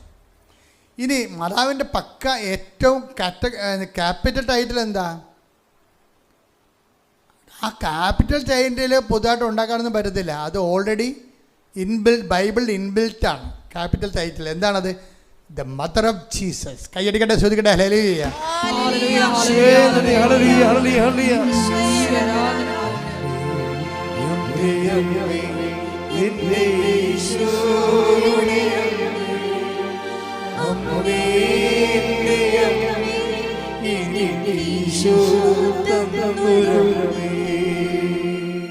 ആ ടൈറ്റിൽ നേരിട്ട് ആർക്കും തൊടാൻ പറ്റത്തില്ല. എന്താ കാര്യം? അത് ഇൻബിൽട്ടാണ്, ബൈബിളിൻ്റെ അസ്ഥിവാരത്തിൻ്റെ ഭാഗമാണ്. യേശുവിൻ്റെ അമ്മയും അവിടെ, മറിയം അവിടെ ഉണ്ടായിരുന്നെന്നല്ല പറയണത്, യേശുവിൻ്റെ അമ്മയും അവിടെ ഉണ്ടായിരുന്നു. അപ്പോൾ യേശുവിൻ്റെ അമ്മയെന്ന് പറയുമ്പോൾ നിങ്ങൾക്ക് എല്ലാം അണ്ടർസ്റ്റുഡാണ്. എന്നിട്ട് എന്താ ചെയ്തിരിക്കണ അവസാനം? യേശുവിൻ്റെ അമ്മ തൻ്റെ രക്ഷാകര സംഭവത്തിൽ തനിക്ക് ആശ്വാസവും ശക്തിയും പകർന്നുകൊണ്ട് തൻ്റെ കൂടെ തന്നെ ഈ കുരിശ് വരെ, പുൽക്കൂട് തൊട്ട് മംഗളവാർത്ത തൊട്ട് കുരിശാരോഹണം വരെ തൻ്റെ കരം വഹിച്ചുകൊണ്ട് ദൈവപിതാവിൻ്റെ ഇഷ്ടം നിറവേറ്റാൻ മനുഷ്യരാശിയുടെ രക്ഷയ്ക്ക് വേണ്ടി കൂടെ നടന്ന പരിശുദ്ധ അമ്മ. ഈ പരിശുദ്ധ അമ്മയാണ് ശരിക്കും പറഞ്ഞാൽ, ആ അമ്മയാണ് ദൈവം അവസാനം ഈശോ ലാസ്റ്റ് ഗിഫ്റ്റായിട്ട് നമുക്ക് തരണത്, ഇല്ലേ? എന്താ കാര്യം? യേശുവിൻ്റെ അമ്മയാണ് ദൈവഹിതം നിറവേറ്റിക്കൊണ്ട് യേശുവിൽ രക്ഷാകര കൃത്യത്തിന് വേണ്ടി ദൈവം തിരഞ്ഞെടുത്ത യേശുവിൻ്റെ അമ്മയാണ്.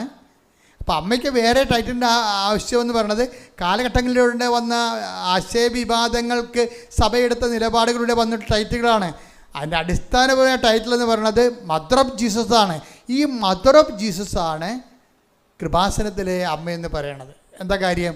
അത് കാനായിലെ കല്യാണ കുടുംബത്തിലുണ്ടായിരുന്ന അമ്മയാണ്. ആ അമ്മ തന്നെയാണ് കുരിശിൻ്റെ ചുവട്ടിലെ അമ്മ. എന്താണ്? ഇതാ നിൻ്റെ അമ്മ. യേശുവിൻ്റെ അമ്മയാണ് യേശു നമ്മൾക്ക് നൽകിയത്. എപ്പോഴാണ് നൽകണത്? യേശു പിതാവിൻ്റെ അടുക്കിലേക്ക് പോകുന്നതിന് ഒരു 2 സെക്കൻഡ് മുമ്പാണ് ഈ അമ്മയെ പ്രഖ്യാപിക്കുന്നത്. എന്താണ്? ഞാൻ പിതാവിൻ്റെ അടുക്കിലേക്ക് പോവുകയാണ്, നിങ്ങളും എൻ്റെ കൂടെ വരും. അതിന് നിത്യതയ്ക്ക് വേണ്ടി, നിങ്ങളുടെ ജീവിതം ക്രമീകരിക്കാൻ വേണ്ടി എന്നെ ഈ ദൈവത്തിൻ്റെ ഹിതം നിറവേറ്റിക്കൊണ്ട് ഇവിടം വരെ എത്തി എൻ്റെ സഹയാത്രികയായ സഞ്ചാരി മാതാവിനെ ഞാൻ നിങ്ങൾക്ക് തരുന്നു. Behold your mother. ഇതാ നിൻ്റെ അമ്മ. ഈ അമ്മ ഈശോ ഏൽപ്പിച്ചു തന്ന അമ്മയാണ് കൃപാസന മാതാവ്. ഈ അമ്മയാണ് ഉടമ്പടിയുടെ മധ്യസ്ഥ. ഈ അമ്മയാണ് ഉടമ്പടി അവൻ പറയണ പോലെ ചെയ്തുകൊണ്ട് ജീവിക്കാൻ വേണ്ടി നമ്മളെ പ്രേരിപ്പിക്കുകയും പ്രോത്സാഹിപ്പിക്കുകയും നമ്മളെ സുവിശേഷ സാക്ഷിയാക്കുകയും ഒടുവിൽ നിത്യതയിൽ നമ്മൾക്ക് എത്തിച്ചേരുന്നതിന് വേണ്ടി പരിശുദ്ധ മറിയ തമ്പുരാൻ്റെ അമ്മയെ ഇപ്പോഴും ഞങ്ങളുടെ മരണസമയത്തും തമ്പുരാനോട് അപേക്ഷിക്കുന്ന നമ്മ. കയ്യടിക്കട്ടെ, ശ്രുതിക്കട്ടെ. ഹല്ലേലൂയ.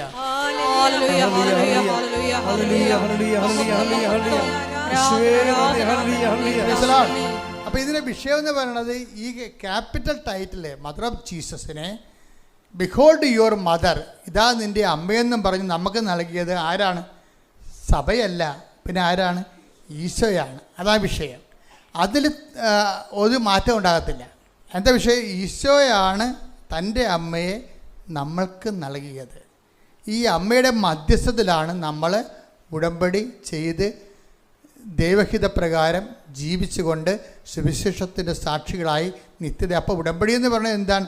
ഇഹത്തിലും പരത്തിലും നിത്യത വരെ എത്തുന്നതാണ് ഉടമ്പടിയുടെ ലക്ഷ്യം. അല്ലാതെ ഒരു 3 മാസത്തെ ഉടമ്പടിയും കുറച്ച് അനുഗ്രഹങ്ങൾ മേടിച്ചെടുക്കാനുള്ള താൽക്കാലിക നടപടിക്രമം അല്ലത്.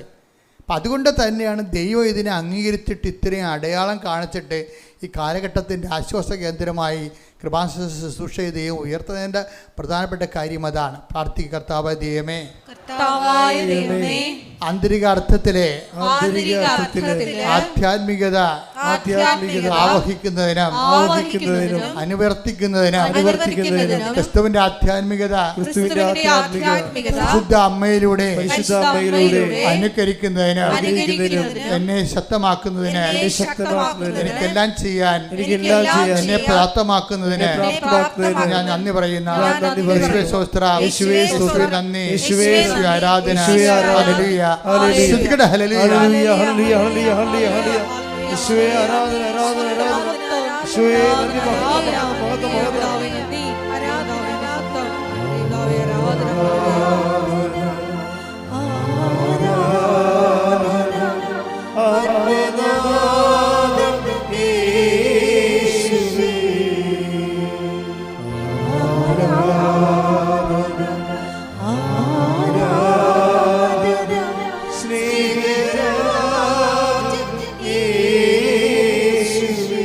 പരിശുദ്ധ പരമ ദിവ്യകാരുണ്യത്തിന് ആരാധനയും സ്തുതിയും പുകഴ്ചയും.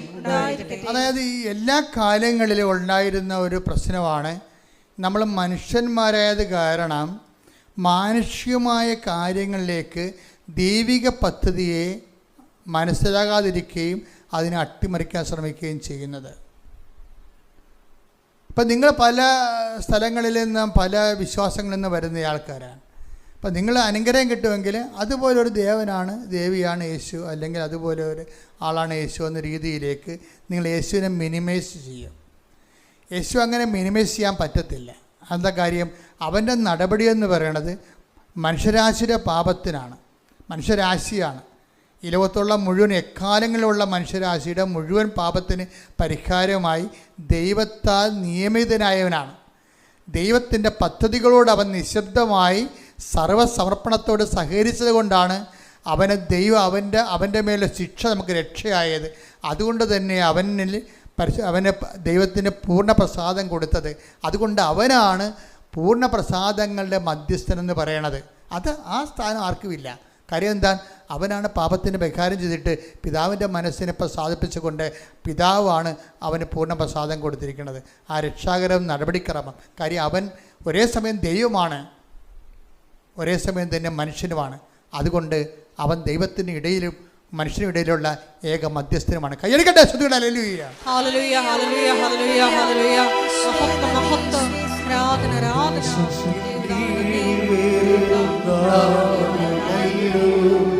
യേശു യേശുനാമമല്ലാതെ യേശുനാമമല്ലാതെ മാനവരക്ഷയ്ക്കുള്ളിൽ വേറൊരു നാമമില്ലല്ലോ. യേശുനാമമല്ലാതെ യേശുനാമമല്ലാതെ യേശുനാമമല്ലാതെ യേശുനാമമല്ലാതെ. പരിശുദ്ധ പരമദിവ്യകാരുണ്യത്തിന് ആരാധനയും സ്തുതിയും പുകഴ്ചയും ഉണ്ടായിരിക്കട്ടെ. എക്കാലങ്ങളിലും യേശുവിനെ സാധാരണ മനുഷ്യൻ്റെ കപ്പ കഞ്ഞി വീട് ജോലി വിവാഹം എന്നുള്ള കൊച്ചു കാര്യങ്ങളുടെ തമ്പുരാനാക്കി മാറ്റാൻ വേണ്ടി വളരെ സാധാന്യമായ ഒരു ബലപ്രയോഗം നടത്തിയിട്ടുണ്ട്. നമ്മൾ അറിഞ്ഞോ അറിയാതെയൊക്കെ അതിന് അടിപ്പെട്ട് പോയിട്ടുമുണ്ട്. ക്രിസ്തു അത് പലപ്പോഴും തിരുത്തിയിട്ടുമുണ്ട്. എന്താ കാര്യം? ഒരു മനുഷ്യൻ വന്ന് കർത്താവിനോട് പറഞ്ഞില്ലേ, എന്ത് പറഞ്ഞ്? പിതൃസ്വത്ത് ഞാനുമായിട്ട് ഭാഗിക്കാൻ നീ എൻ്റെ ജ്യേഷ്ഠനോട് പറയണം. Take the word of God. ശ്രുതികട ഹല്ലേലൂയ. Hallelujah hallelujah hallelujah hallelujah. യേശുവേ നന്ദി. ഹല്ലേലൂയ. ലൂക്ക 12:13. ഇത് വളരെ ശ്രദ്ധിക്കേണ്ട ഒരു വചനമാണ്. ലൂക്ക 12:13. ജനക്കൂട്ടത്തിൽ നിന്ന് ഒരുവൻ അവനോട് പറഞ്ഞു ഗുരു പിതൃസ്വത്ത് ഞാനുമായി പങ്കുവെക്കാൻ എന്റെ സഹോദരനോട് കൽപ്പിക്കണമേ. അപ്പൊ ഈശോ എന്താ മറുപടി പറഞ്ഞത്? യേശു അവനോട് ചോദിച്ചു. അവിടെ യേശു ഇങ്ങനെയുള്ള കുടുംബ പ്രശ്നങ്ങൾക്ക് മധ്യസ്ഥനാകുന്നില്ല. അതല്ല യേശുവിന്റെ ദൗത്യം. അതാണ് വിശേഷം. എന്താ പറയണത്? ഹേ മനുഷ്യ, പറഞ്ഞേ, ഹേ മനുഷ്യ, എന്നെ നിങ്ങളുടെ ന്യായാധിപനോ സ്വത്ത് ഭാഗിക്കുന്നവനോ ആയി ആര് നിയമിച്ചു? ഇത് അതായത് നിത്യരക്ഷയെ അടിസ്ഥാനപ്പെടുത്തിക്കൊണ്ട് മനുഷ്യരാശിക്ക് നഷ്ടപ്പെട്ടു പോയ കൃപ തിരിച്ചെടുക്കുന്നതിനും അത് മനുഷ്യരാശിക്ക് നഷ്ടപ്പെട്ടു പോയ കൃപ അത് തിരികെ മനുഷ്യരാശിക്ക് ജീവൻ പകരുന്നതിനും നിത്യജീവനിലേക്ക് അവനെ കരകയറ്റുന്നതിനും ദൈവത്തിൻ്റെ പദ്ധതി പ്രകാരം മനുഷ്യാവതാരം ചെയ്ത് പാപത്തിൻ്റെ പരിഹാരം ചെയ്ത ക്രിസ്തു, ആ ക്രിസ്തുവിൻ്റെ ദൗത്യത്തിൽ നിന്ന് പിന്തിരിപ്പിക്കാനും കൊച്ചു കാര്യങ്ങളിലേക്ക് ക്രിസ്തുവിനെ ശ്രദ്ധ തിരിച്ച് കൊണ്ടുപോകാനും ഒരു ബലപ്രയോഗം എക്കാലങ്ങളിലും ഉണ്ടാകും. നമ്മളും നമ്മളും കുർബാന കൂടുന്നതിൻ്റെ ഉദ്ദേശം എന്താ? പലരും പരിശുദ്ധ കുർബാന കൂടുന്നതിൻ്റെ ഉദ്ദേശം, പരിശുദ്ധ കുർബാന കൂടുമ്പോൾ പറയും പിശാപുതുക്കളെന്ന് പറയും. പരിശുദ്ധ കുർബാന എന്തിനാണ്? എൻ്റെ നാമത്തിൽ വിശ്വസിക്കുന്ന, അതായത് പിതാക്കന്മാർ മരുഭവിച്ച് മന്ന ഭക്ഷിച്ചു, അതുപോലല്ല ഈ അപ്പം ഭക്ഷിക്കും നിത്യം ജീവിക്കും. ലോകത്തിൻ്റെ ജീവന് വേണ്ടി ഞാൻ നൽകുന്ന അപ്പം എൻ്റെ ശരീരം തന്നെയാണ്. അതായത് എൻ്റെ ശരീരം ഭക്ഷിക്കുന്ന എന്നിലും ഞാൻ അവനിലും വസിക്കുന്നു. സജീവനായ പിതാവാണ് എന്നെ അയച്ചത്, പിതാവ് മൂലം ഞാൻ ജീവിക്കുന്നു. അതുപോലെ എന്നെ ഭക്ഷിക്കുന്നവൻ ഞാൻ മൂലം ജീവിക്കാം. അപ്പം നിത്യജീവനാണ് കുർബാന ഉദ്ദേശം. നിത്യജീവനാണ് കുർബാന ഉദ്ദേശമെങ്കിലും കുർബാനയിൽ ഈ കുർബാന പങ്കെടുക്കുന്ന അണ്ണന്മാരെന്താ ചെയ്തിരിക്കണത്? അവരുടെ ജോലി, വീട്, വിവാഹം, നൊവേനെ പറയുന്ന കാര്യമെല്ലാം കുർബാനയെ പറയും. ഇതുപോലൊരു അവറേഷൻസ് ഇത് ശരിക്കും പറഞ്ഞാൽ ക്രിസ്തുവിനെ അപമാനിക്കുന്നതിന് കൂടി തുല്യമാണ്. കാര്യം എന്താ വിഷയം? അത് പറയേണ്ടെന്നല്ല, മറ്റത് ഇല്ല, അഭിമാനം കൊള്ളണം. ഒരു ഞായറാഴ്ച കുർബാന മുടങ്ങരുതെന്ന് പറഞ്ഞതിൻ്റെ കാരണം എന്ന് പറയണത്, മുടങ്ങിയില്ലെങ്കിൽ നിങ്ങളെ പട്ടിയടിക്കുമെന്നല്ല പ്രശ്നം. നിത്യജീവൻ, ക്രിസ്തു നേടിയെടുത്ത നിത്യജീവനോട് നിങ്ങൾക്ക് എന്തുമാത്രം ഐക്യദാർഢ്യമുണ്ട്. അത് ദൈവത്തിൻ്റെ സഹന ബലിയോടുള്ള നിങ്ങളുടെ ഐക്യദാർഢ്യമാണ്. അത് ദൈവത്തിൻ്റെ രക്ഷാകര പദ്ധതിയോടുള്ള മനസ്സുകൊണ്ടുള്ള യോജിപ്പാണ്. അത് നിത്യതയ്ക്ക് വേണ്ടിയുള്ള ദാഹമാണ്. അത് ദൈവത്തിൻ്റെ മനസ്സിൻ്റെ പൂർത്തീകരണമാണ്. അതാണ് ദൈവത്തിൻ്റെ ആഗ്രഹം, ദൈവഹിതം. കൈയടിക്കട്ടെ, ശ്രുതികട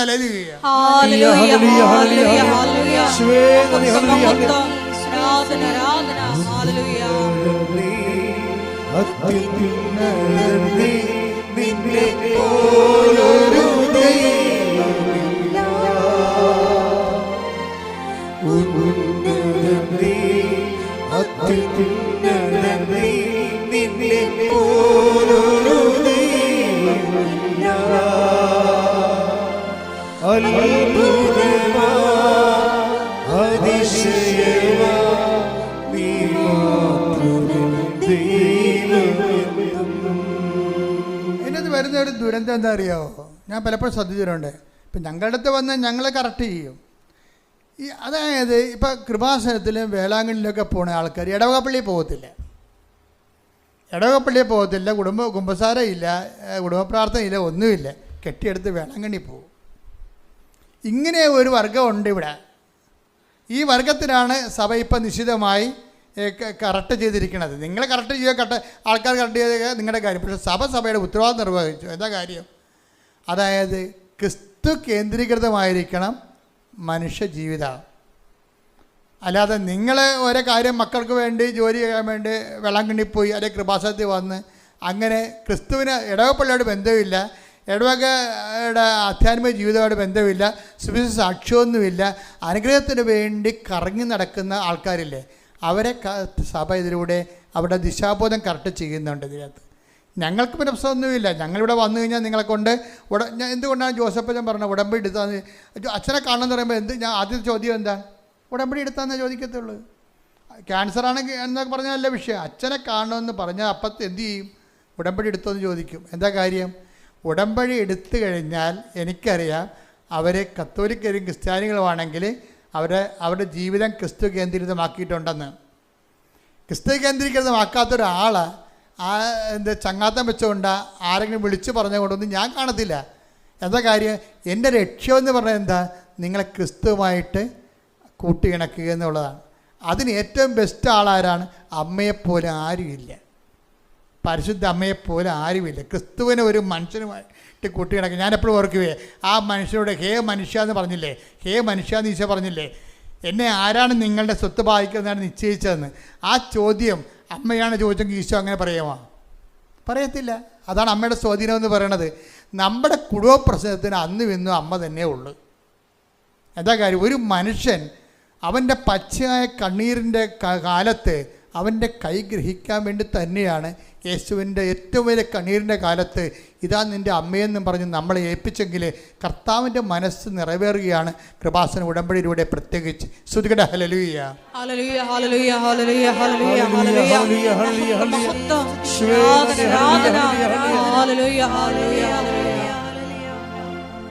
പരിശുദ്ധ പരമദിവ്യകാരുണ്യത്തിന് നീരവും ആരാധനയും സ്തുതിയും പുകഴ്ചയും ഉണ്ടായിരിക്കട്ടെ. എല്ലാവരും എഴുന്നേൽക്കുക. സ്തുതിക്കട്ടെ. Hallelujah, hallelujah, hallelujah, hallelujah, hallelujah, hallelujah. യേശുവേ നന്ദി. Hallelujah, hallelujah, hallelujah. യേശുവേ ആരാധന, ആരാധന, ആരാധന, ആരാധന. യേശുവേ നന്ദി. മഹത്വം, മഹത്വം, മഹത്വം, മഹത്വം, മഹത്വം. Hallelujah, hallelujah, hallelujah, hallelujah, hallelujah, ഹല്ലേലൂയ. ആരാധന, ആരാധന. Hallelujah, hallelujah. ദൈവനാമേ നന്ദി, ദൈവനാമേ മഹത്വം. എൻ്റെ പ്രിയപ്പെട്ടവരെ, നമ്മൾ രോഗശാന്തി പ്രാർത്ഥനയിലേക്ക് പോവുകയാണ്. രോഗമുള്ളിടത്ത് കൈകൾ വെച്ചുകൊണ്ട് മക്കളെ മനസ്സിൽ ശക്തമായ രീതിയിൽ വിശ്വാസപ്രമാണം ചൊല്ലി വിശ്വാസം പ്രഖ്യാപിച്ചുകൊണ്ടിരിക്കണം. അച്ഛൻ പ്രാർത്ഥിക്കും, മനസ്സിലും വിശ്വാസപ്രമാണം ചെല്ലുകയോ മക്കൾ സ്തുതിക്കുകയോ ചെയ്യണം. സ്തുതിക്കട്ടെ. ഹല്ലേലൂയ, കർത്താവേ നിന്റെ ഉന്നതമായ കൈകൾ രോഗമുള്ളിടത്ത് കൈകൾ വെച്ചുകൊണ്ട് സ്തുതിച്ചുകൊണ്ടിരിക്കട്ടെ. ഓൺലൈനിലുള്ളവരും പ്രാർത്ഥിച്ചുകൊണ്ടിരിക്കട്ടെ. കർത്താവേ നിന്റെ ഉന്നതമായ നാമത്തിന് സ്വസ്ഥം ചെയ്ത് കർത്താവേ നിന്റെ വിശുദ്ധ പൗരോഹിത്യത്തെ മഹത്വപ്പെടുത്തണമേ.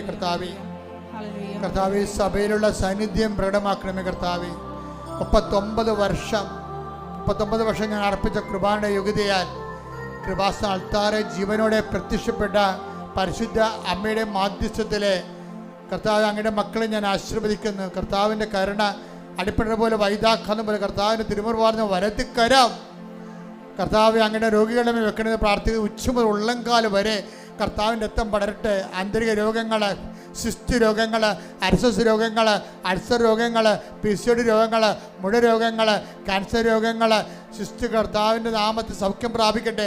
ഈശോ മക്കളില്ലാത്തവരെ, വിവാഹ ജീവിതത്തിൽ കർത്താവ് തടസ്സം നേരിടുന്നവരെ, തമ്മിൽ പിരിഞ്ഞിരിക്കുന്നവർ ഐക്യപ്പെടുന്നതിന് വേണ്ടി പ്രാർത്ഥിക്കുന്നതിന് വേണ്ടി ദൈവത്തിൻ്റെ തീരുമാനം ഉണ്ടാകാൻ ഇടയാക്കണം പ്രാർത്ഥിക്കുന്നു. ജോലിയില്ലാത്തവർ, വീടില്ലാത്തവർ, വീട്ടിലേക്ക് വഴിയില്ലാത്തവർ, സാമ്പത്തികമായ കടങ്ങളുള്ളവർ,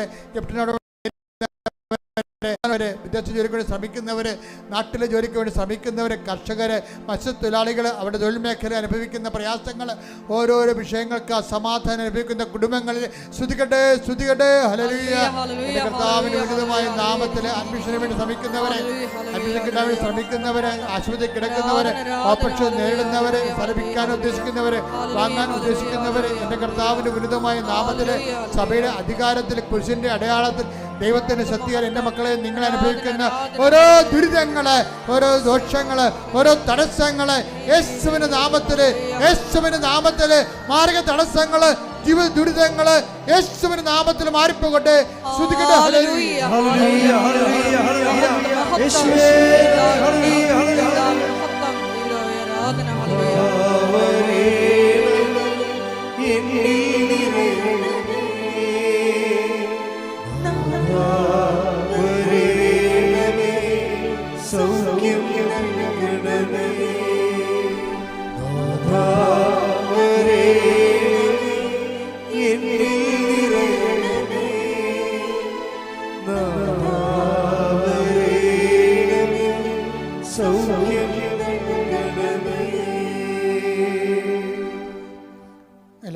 ശ്രദ്ധിക്കുക, മൗനമായി പ്രാർത്ഥിക്കേണ്ട സമയമാണ്. നിങ്ങൾ വ്യക്തിപരമായ ആവശ്യങ്ങൾക്ക് വേണ്ടി ഓൺലൈനിലുള്ളവരും ഇവിടെയുള്ളവരും തീക്ഷ്ണമായി മൗനമായി പ്രാർത്ഥിക്കേണ്ട സമയമാണ്.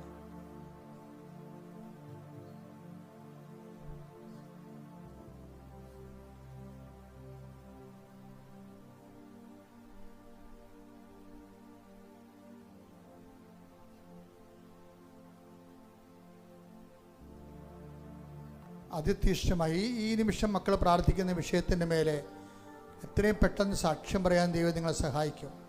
കൈകൾ കൂപ്പി കണ്ണടച്ച് തീക്ഷ്ണമായി പ്രാർത്ഥിക്കട്ടെ.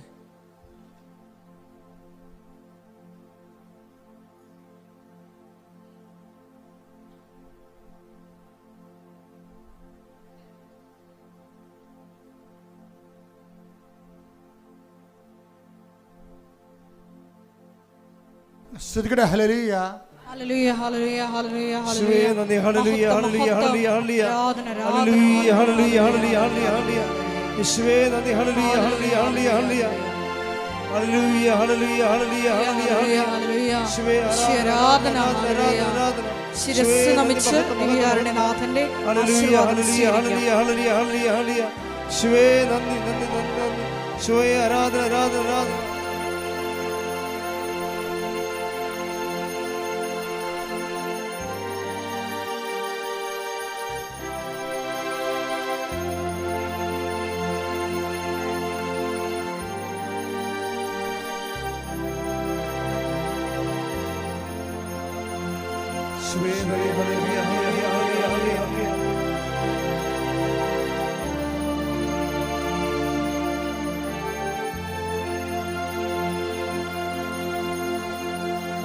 പരിശുദ്ധ പരമമാ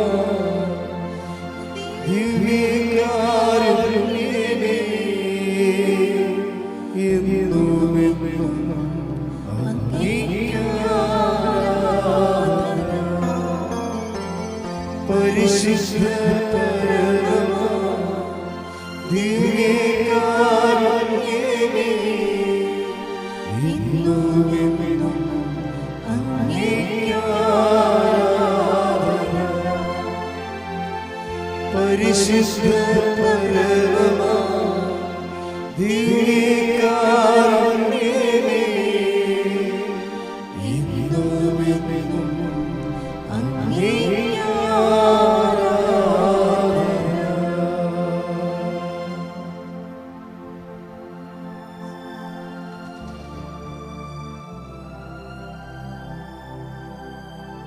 ആവേ ആവേ മരിയ ആവേ ആവേ ആവേ